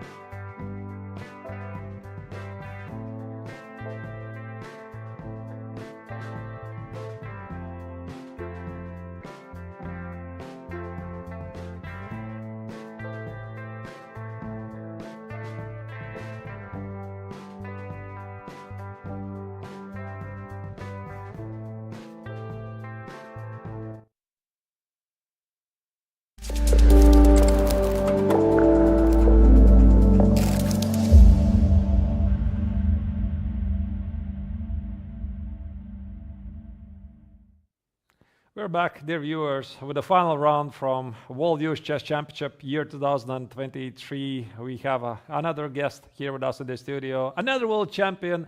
That is Jakob Simon, the world champion in the open section under 16. Jakob, congratulations. Thank you. Hello, everyone. Hello, indeed, and maybe you could go through your game very quickly, see what were the critical moments, and also tell a bit how did the tournament go for you? What were the perhaps the moments when you felt this championship can be won? Yeah. Okay. Maybe first. Right. First the game. Let's go to the game. Yeah. I choose e4. I mean, in this tournament, I only played e4. I don't know why, because I'm only playing d4. I only play. I also play d4 and c4 and knight f3. So yeah, I prefer many moves in first move, but yeah, in this tournament, I only played e4. So yeah, c5. Yeah, and I wasn't expected this Polsen. Yeah, and I choose bishop d3. Usually I play c4 here. So I think that bishop d3 was a little surprise to my opponent. Yeah, bishop c5, bishop a7. Yeah, queen e2. I also don't know the theory here.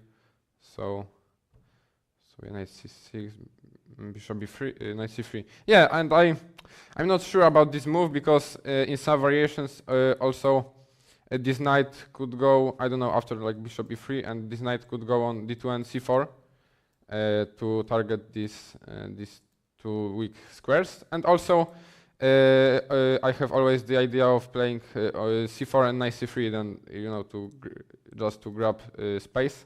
So I don't like this knight c3 move at all. Yeah, but you regretted it. Yeah. Okay. d6, but it's also normal, of course. Yeah. Bishop e3, of course, is normal. And yeah, I played h4. I think very interesting move. And yeah, I think this is the typical idea. Just, I don't know, after castle, maybe to play h5 and fix the structure. After, I don't know, h6, and after, I don't know, castle h5, h6, I have also, I don't know, g4, and this pawn could be the target for me to attack this king. So I like this h4 move, and yeah, e5. It's also very interesting to block the center. Yeah, castle, b5, and very interesting way, I think, move f4 here, because the king is in the center, and I want to open the position. And it's interesting option also to play bishop g4, but after takes, bishop e3, king b1, castle, and g3. I think it should be good for me. I don't know. Later maybe I will go here, or just queen f3 and start pushing h5, g4, f5, and attack the king. So yeah, bishop takes e3 was in the game, and yeah, it looks very logical. Before takes, castle, and bishop b2. Yeah, we like this maneuver. Yeah, because this pawn is hanging now, so black has to play knight e5, and yeah, I saw that after takes, I have queen d2 with a double attack, but I think it's unclear after queen b7, queen d6, queen e4, and I wanted to play knight d4, and I'm not sure what is this. Because it looks good for black, but maybe the pieces are a little bit under attack. So I don't know. Probably this was the best chance for black. But yeah, rook d8 is also very interesting idea to sacrifice the pawn and open the b file to attack. But after a5, queen a3. I didn't see any idea to any plan to attack this king, because I want to centralize this knight on d4. I don't know, just play king b1 and something like rook f1, and I think that should be okay for black, but it's not so easy to create initiative here. So yeah, but opponent played queen f6, and yeah, and I played knight d4, and yeah, I sacrificed sacrifice the pawn back, because after bishop f3 takes, this knight on d4 is perfectly placed. This bishop is bad, and the pawn structure also is not the best for black, and I also have plans to attack this king. So I like my position here. I think white is clearly better. Yeah, queen f4, h5, h6, of course, and after after g6 is always mating ideas. Knight c6. Yeah, you were able actually to show it very nicely with this idea, rook e1, queen a5. Yeah, it's very, very nice tactic. Rook e1, and after bishop b7, I think my opponent, I don't know if he missed that, but it's very nice tactic, queen a5. And after, of course, it's not possible to take because of rook e8 mate. And after bishop c6 is also queen a8. Bishop a8 and rook e8 mate. So yeah, queen e5 is very, very beautiful move. And there is also nice tactic after king f8, queen b6. If my opponent would play rook a6, it's very beautiful move, knight b8. Yeah, and after rook b6, knight d7, king g8 and rook e8 mate. So yeah. All right. Yeah, and after no, I don't know, bishop takes c6. I'm pawn up, and this king is very weak, so it's technically winning position. So you managed to convert it without any problems. Yeah. All right, so once again, a nice, beautiful game there. Perhaps we could look back now at the tournament, Jakob, and you could pinpoint some of the, let's say, 3 critical moments of the entire tournament. Which would they be? In the second round, I drew against Zlatkov, and then maybe I wasn't happy because I had the chance to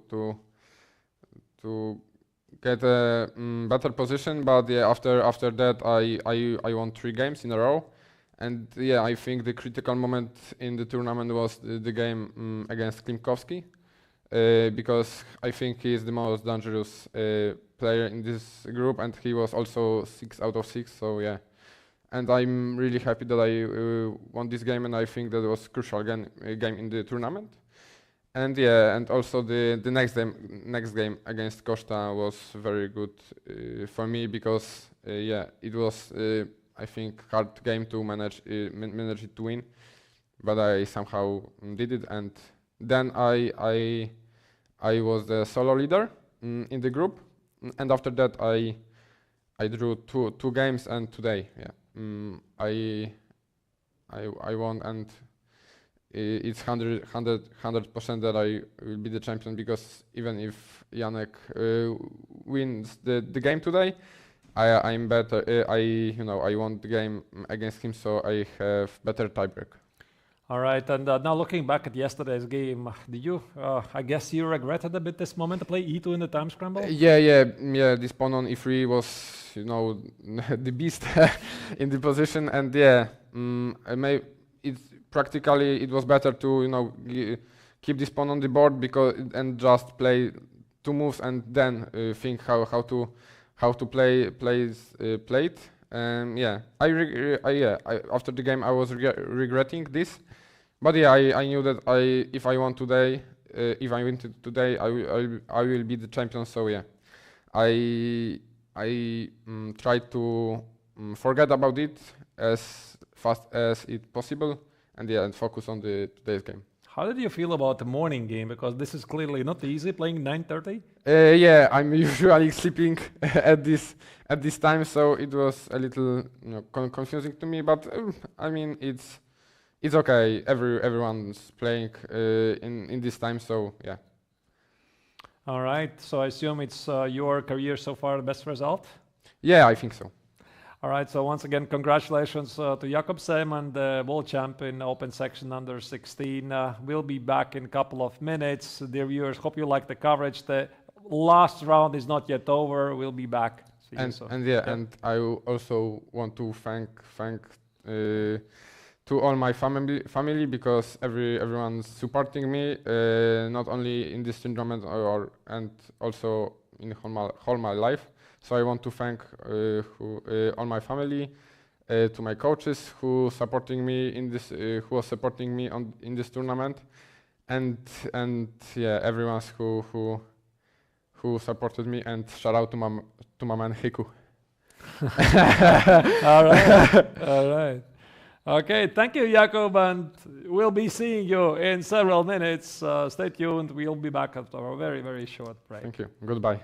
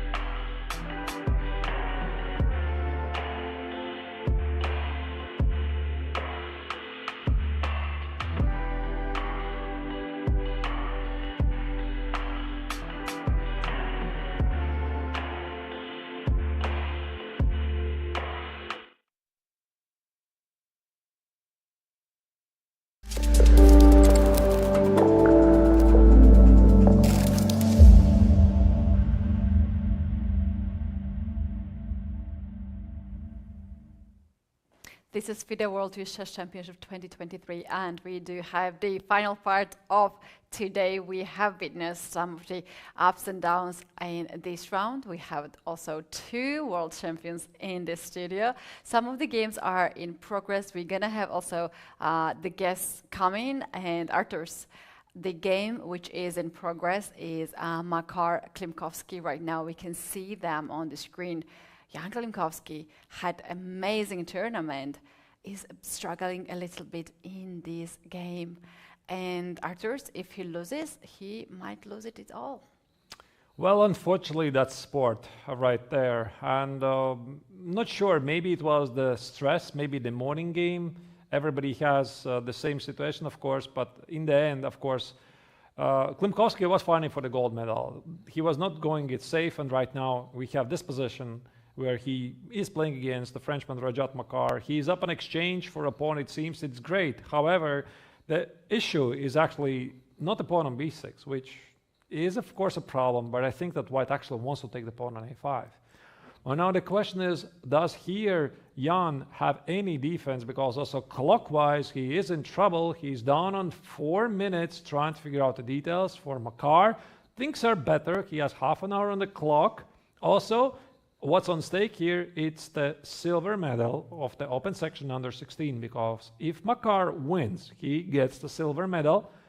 I think at least if there was a longer tie, but I think not. Marar was clearly in the 3rd place. Yes, he is clearly in the 3rd place, so if he wins, he overtakes Klimovsky. It might be let's enough for Klimovsky to understand who is winning, actually, who has better chances. 3 minutes and 50 seconds for Jan Klimovsky. How difficult is his position? I try to figure out, Keti, how to lead the defense here for black. I try to figure out, do you need to put the rook on g6 somewhere, or do you need to instead position the king on c8 and try to position the rook behind it? The second option makes more sense. But if you play king c8, there's king c6 and b7, an immediate problem. Probably you can't do it. Do we actually have any more moves? Maybe there's a bit delay in the moves. Maybe we could zoom in on the board and see what is the actual position, because sometimes some of the moves are incoming a bit slowly. So let's have a better angle at the board to see if this is the position which is actually there. Rook g8 was the choice of the young Polish talent. I think he wants to play king c8, king b7. Position the rook somewhere where it could give checks on the 6th rank. And now Marar probably has a choice. I would play something like knight e5 and play b7 because the b pawn looks unstoppable, or go after the pawn on a5. What do you do? Let's check king b5 first. Yeah, because if this pawn is lost, things could get really ugly for black real fast.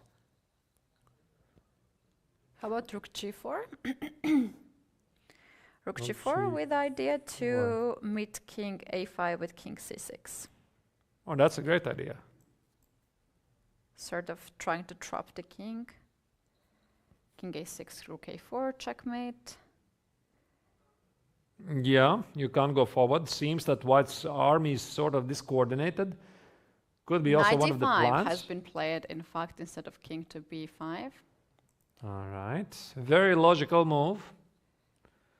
White prepares b7. He wants to play essentially king b6, king a7 and promote the pawn. Also king c8, I assume. Oh, wait, it's just a fork. You can't do that. Rook c8 is the move here to give a check, and after king b5, king d6, I think black has to go for that. All right, so could be an option. And now that the clock situation is updated, we can see Klimovsky has more time. It's not 4 minutes, it's 12 minutes versus 22 for white. And while here Jan is trying to figure out the details, I think we are going to have another guest. Yeah, we can have some time before we get ready for the microphone. I think we have and everything. time. Let's figure it out more. So we have another guest here with us in the studio, another world champion. Who it is, the viewers, you're going to see that in just a short moment. We are not going to spoil you who it is. Stay tuned. See you in a bit.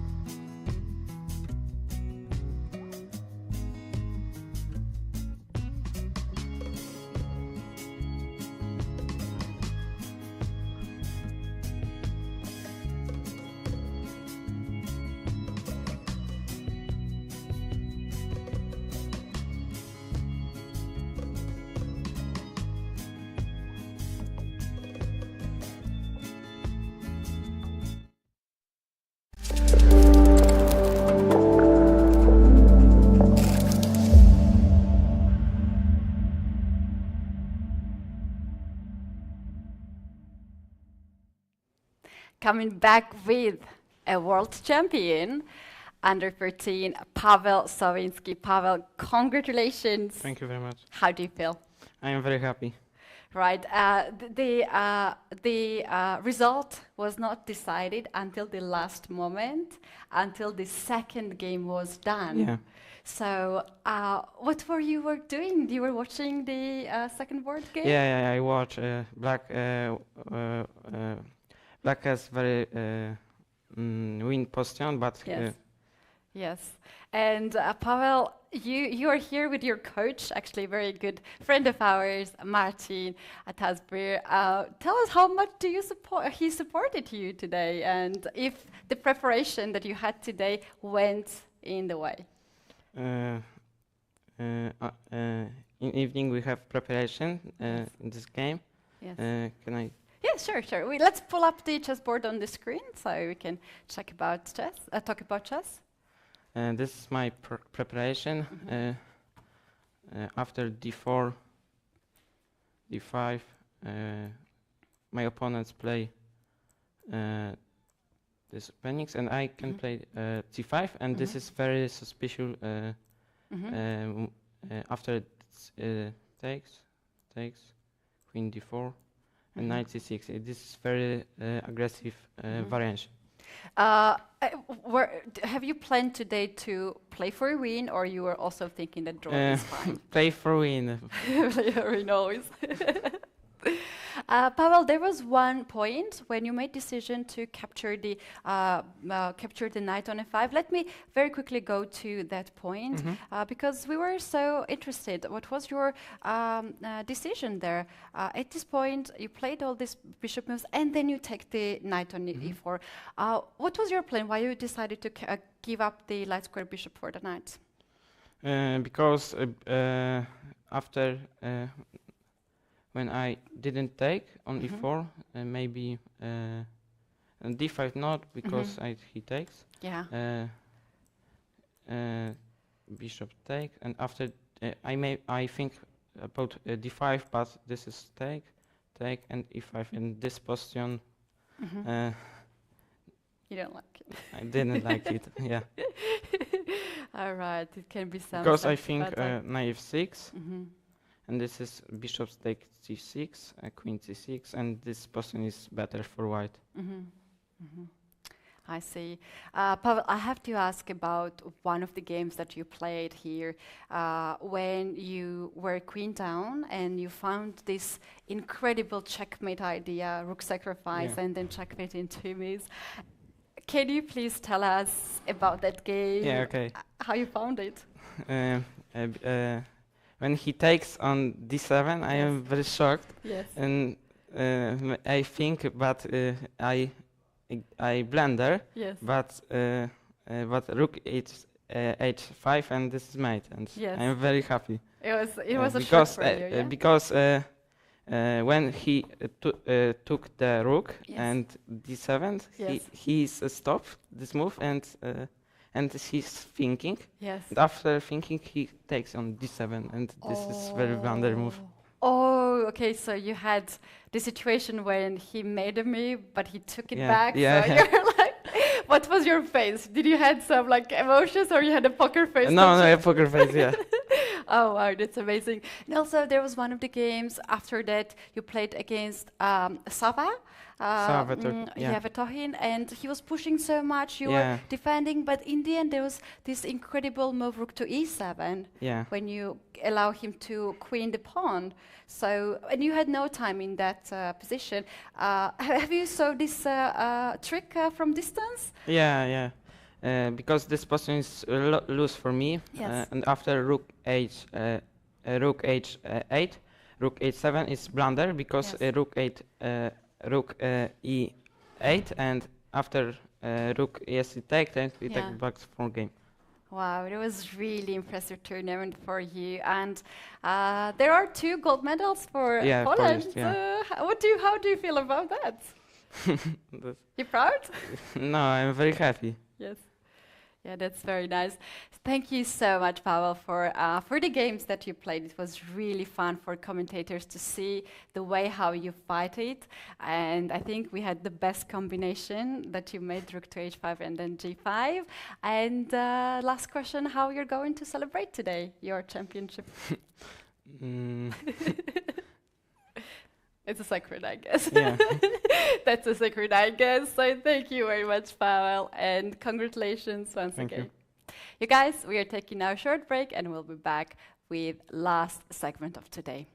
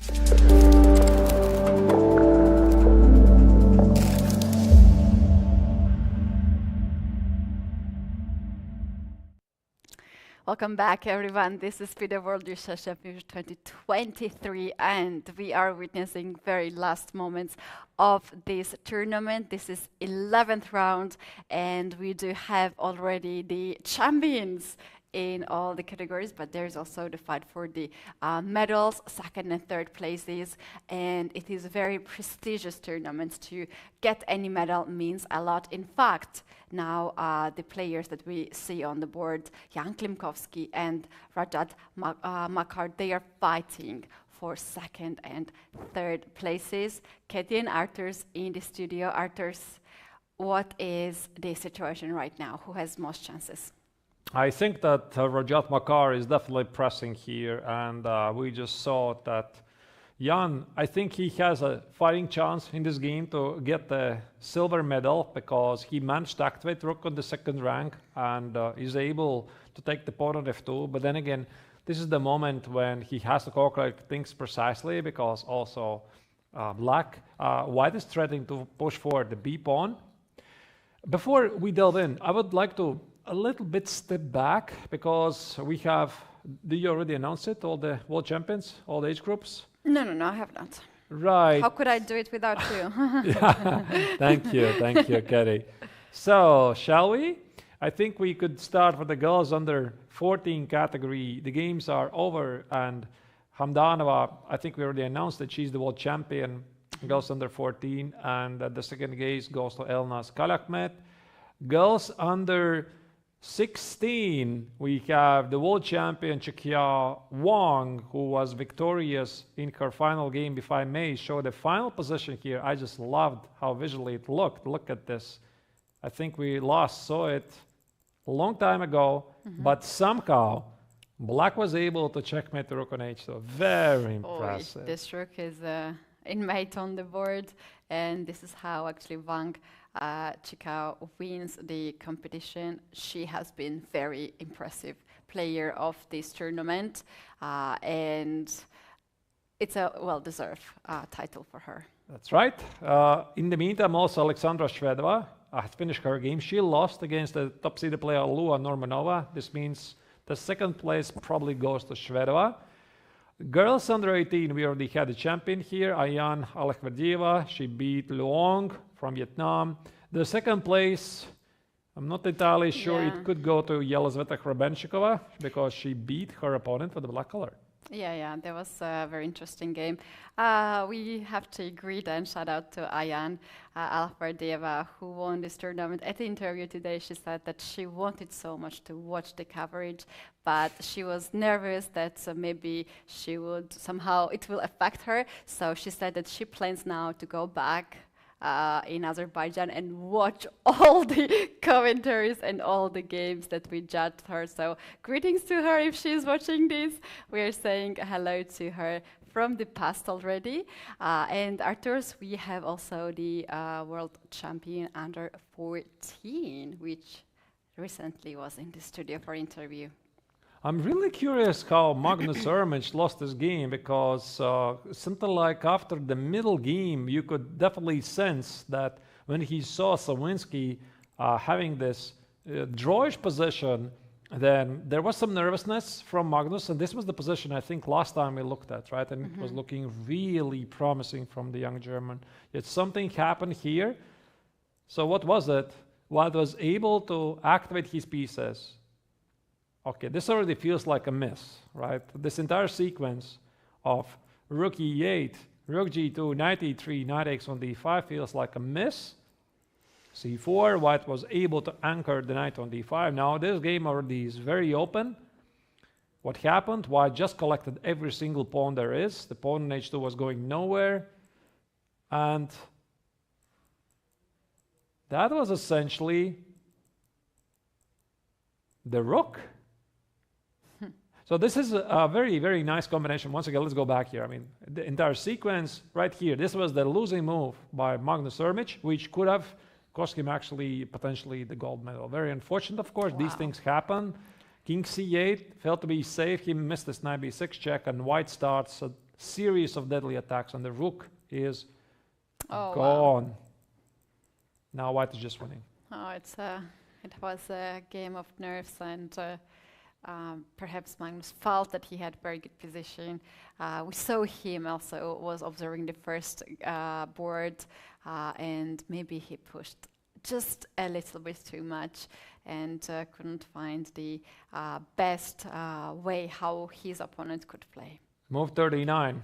No, I'm sorry, move 38, king c8. So it was already approaching time scramble. Yeah. Unfortunately, these things happen, and we already saw, of course, Jakob Simon, also the world champion under 18, Alexei Grebnev.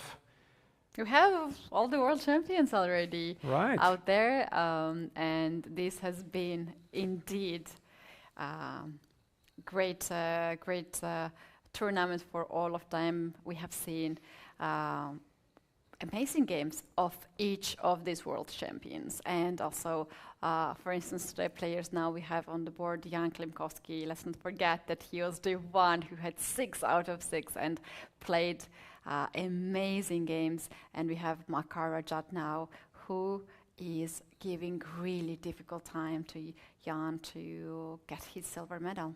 Share actually first and second. And place. I love how Rajat was playing, I mean, in this tournament, because I remember his game against Hagner, also sacrifice exchange. Here, he feels these positions really well. Style. Very creative player. Exchanges.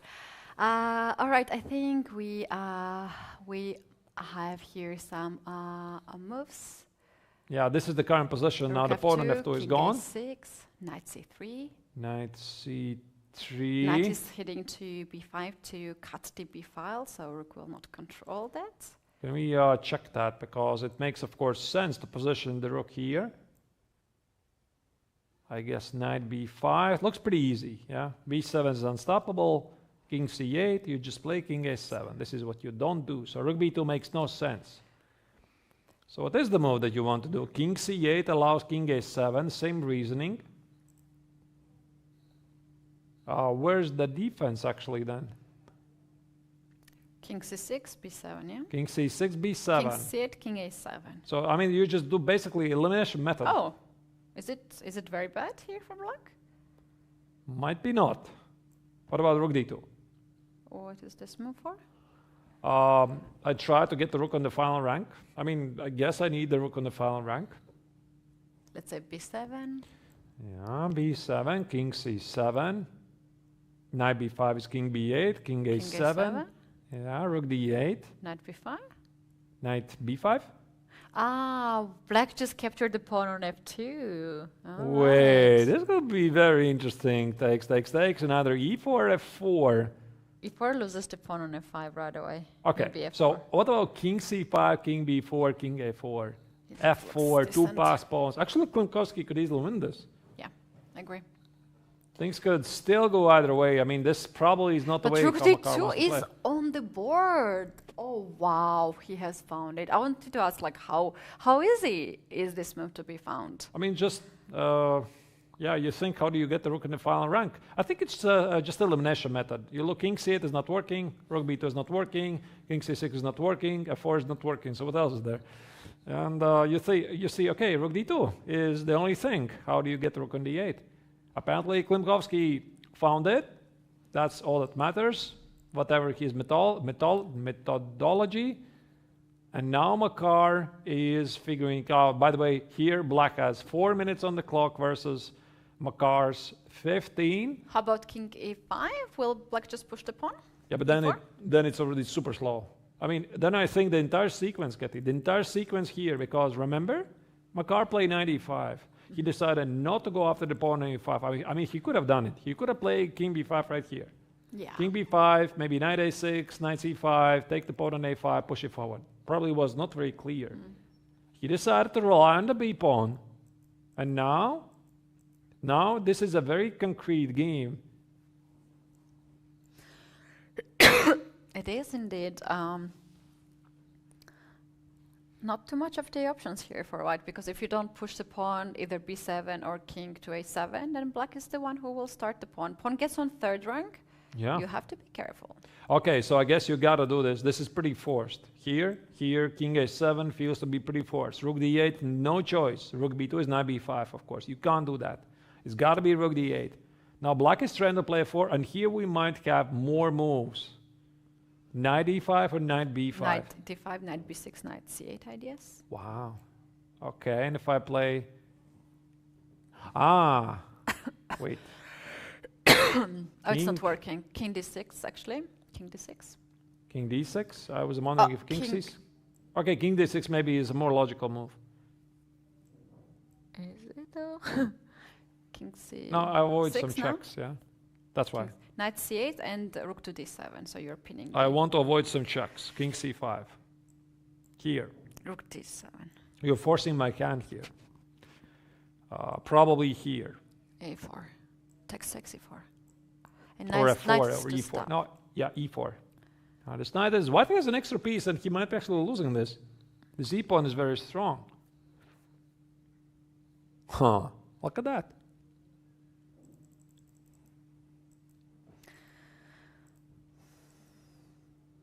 So how do you play it here, actually? It seems that Marar is slightly complicated, probably slightly exaggerating. He has clearly complicated matters.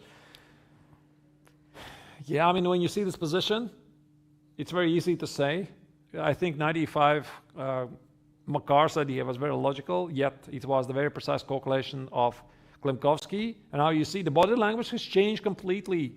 Klimovsky, who looked to be, he's back in the business. Yeah. Okay, he knows the gold medal is gone, because even if he wins, he's a second on tie breaks after Jakob Simon. But I think right now he already has forgotten it, and he's trying to get a medal.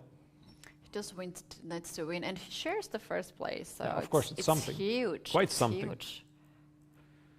Okay, the first medal might not, the first gold medal might not be there, but the prestige is still something you fight for. And for Marar also, the silver medal is on the stake.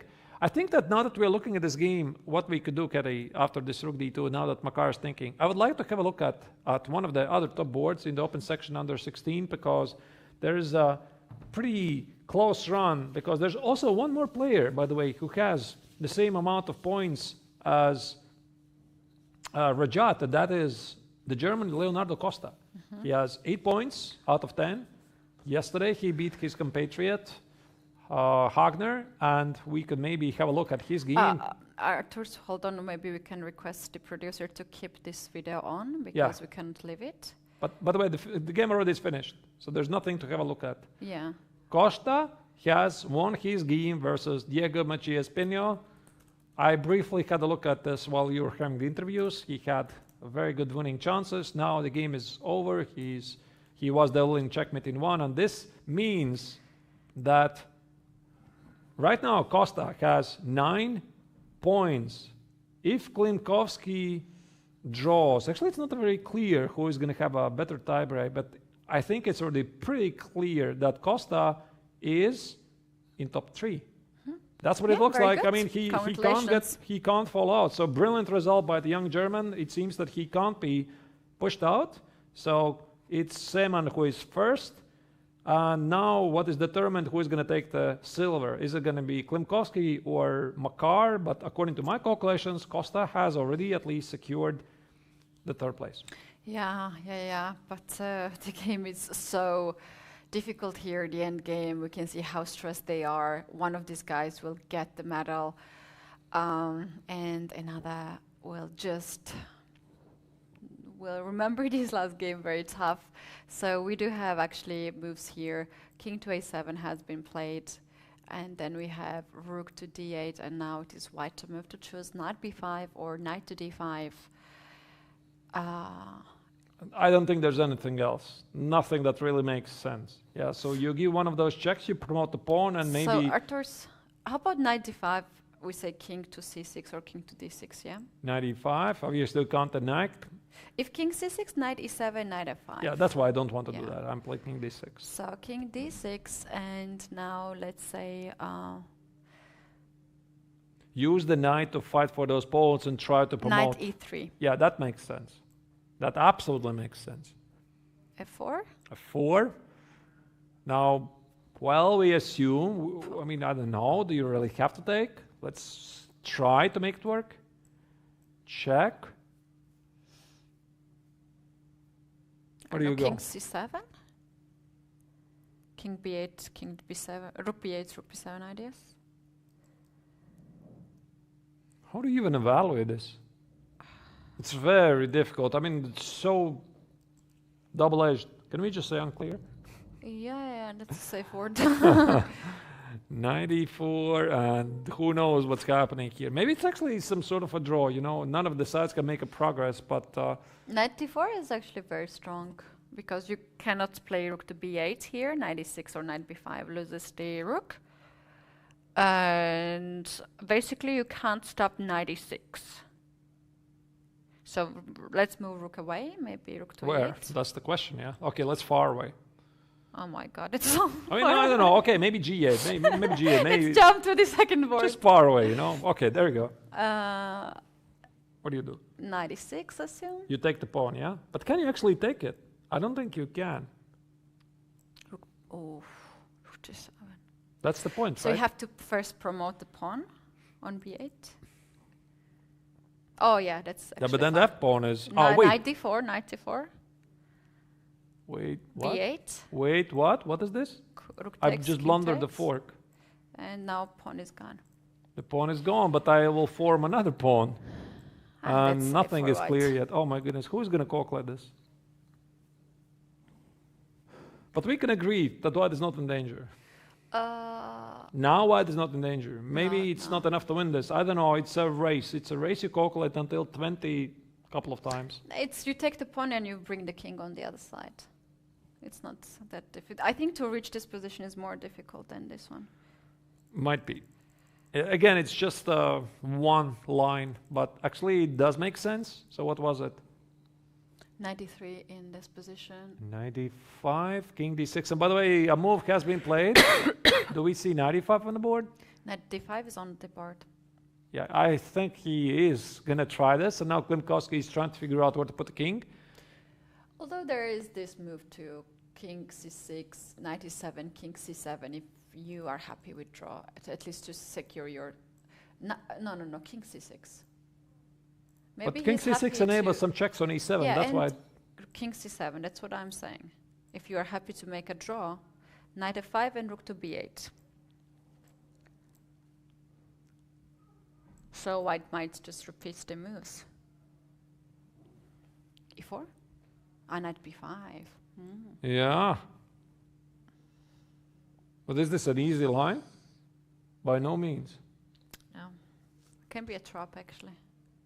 By no means. Yeah, king c6 is a possibility, but no. Klimovsky plays king d6. Is safer, indeed. I liked it. I like it. Yeah, just avoid knight e7. Why would you want to go there? Yeah, it's a risky knight business. Knight b6 is already on the board.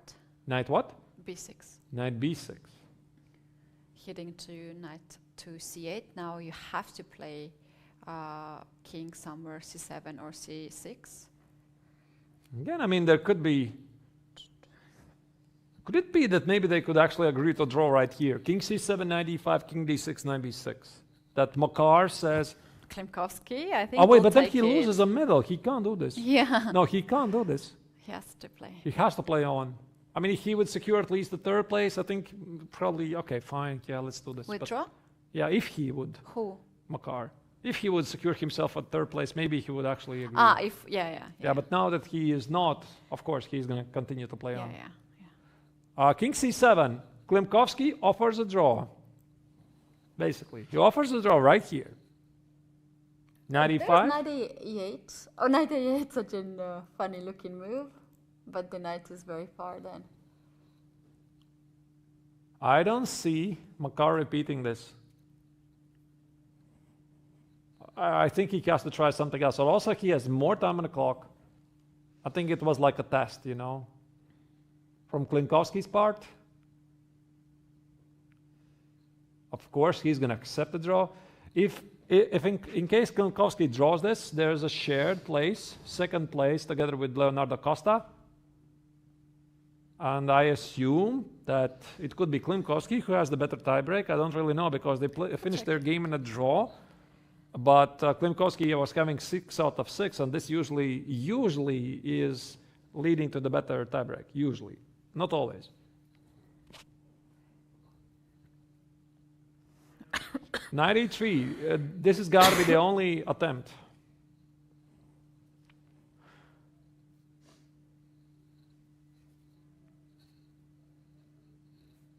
Now all eyes on Rajat. Right now, maybe we could go full screen. This is the last game on top boards. Knight b6, king c7. It's a second time repetition. It's a second time. You could see, I mean, Klimovsky was much more relaxed. He was so happy to see this move. You could definitely read. He was very happy to see that the Frenchman did not try to play knight e3 because I don't know what's happening. They shake hands. Oh, handshake. What a game. What a game by both players. Jan Klimovsky, Rajat Marar. They have tried their best. The game was crazy. Jan tried to play for a gold medal, but the other board, Jakob Simon has already won his game, so he had to fight for either shared first, second place or second place, and the draw is a big save here for Klimovsky. He is now guaranteed to share second and third place. What a fight. A major escape here for Klimovsky. Yeah, I can only assume that Marar didn't want to continue the game with knight e3. Maybe he was afraid he's going to lose it. But unfortunately for him, it also means that he's not going to get a medal because I think there's going to be second, third place now shared between Leonardo Costa and Jan Klimovsky. The champion already is obviously known. His name is Jakob Simon. And if my calculations are correct, Rajat will take fourth place. Yeah, he will take fourth place, actually clear fourth place with 8.5 points. So now we believe that the arbiter asks Klimovsky to go for the fair play check. This is a normal procedure here. A lot of players are checked after their game. If they win or draw, at least 30 players are checking after the game. Wow, what a tournament we had, Arturs. Let's now pull it up, the results or the standings, if we have that ready. And we can once again, we have already summarized the day and all the categories, but once again, we can shout out the names of the world champions in each category. Let's take a look if we have. Yeah, we have it. There you go. Let's see what do we have here. These are the results of the final round. The world champion goes under 18. Ayana Lakhverdieva, she beat Hoang from Vietnam to secure her championship title. Yekaterina Krebenchikova came back like a phoenix from ashes after a shock loss versus Hoang a couple of rounds ago. She might be second or third place, I'm not entirely sure. Girls under 16, Michelle Trans, she was outplayed by the now world champion Chukia Wang. Almost perfect score, 10 points out of 11. Alexandra Shvedova was stopped by the top-seeded player Alua Normanova, but still the second place should go to the FIDE representative. And finally, girls under 14, Afruza Hamdanova, the only player to score basically a perfect result, 10 out of 10, because she missed out the first round.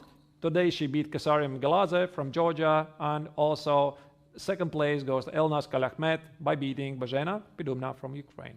And it's time to take a look now at the open section. And once again, name the world champions. Alexei Grabnev had a great run. He became the world champion a round before, and this loss in the last round really did not hurt him much. Volodar Murzin gets the silver medal in this category, and then we have Asnat Aldiyar winning his game on the second board and getting the bronze medal. For under 16 has been the most dramatic day today, as Jan Klimovsky and Jakob Simon fighted side to side for many days. Two best friends, they both wanted to get gold medal, but we have Jakob Simon getting the gold medal by his victory, and Jan Klimovsky saved his game and gets silver or the bronze medal. And then we have under 14 open category, we do have another Polish gold medal here, Pavel Savinsky. He was very impressive player. He made a draw against David Ahmedov, and then on the second board, Magnus Ertmish, who was also another leader, joint leader of Pavel Savinsky. He unfortunately lost his game and lost the chance to get the title. Nicolas Perosa from Italy perhaps gets some chances to fight for the medal. We will know the final results right after all the checks of fair play. It will be published on the all platforms of chess websites. You can check it out, guys, if you are curious who took the medals in all these categories.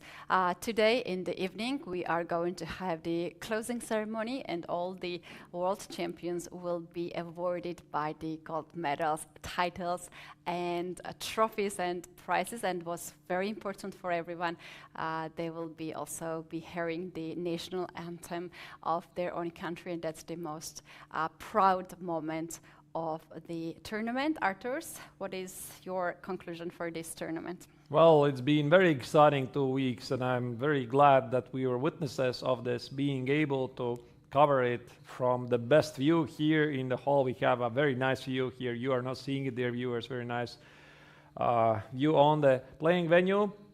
Well, once again, Keti, I would like to thank you for being my partner here for these amazing 11 rounds. And again, I would like to use the opportunity to thank the organizers for making really great conditions for the players. Also, European Chess TV deserves a special recognition for providing the technical support, the coverages, etc. You are not seeing them obviously here, but they're working very hard every round, giving us directions how to organize the show. So big thanks to them as well. But from me, my part, I'm saying goodbye, and I guess we'll be seeing you in more broadcasts. Right, you guys, thank you very much for watching us every day. 11 rounds for the World Chess Championship. We have now new world champions, and we will meet each other next year. Bye. Bye. Bye. Bye.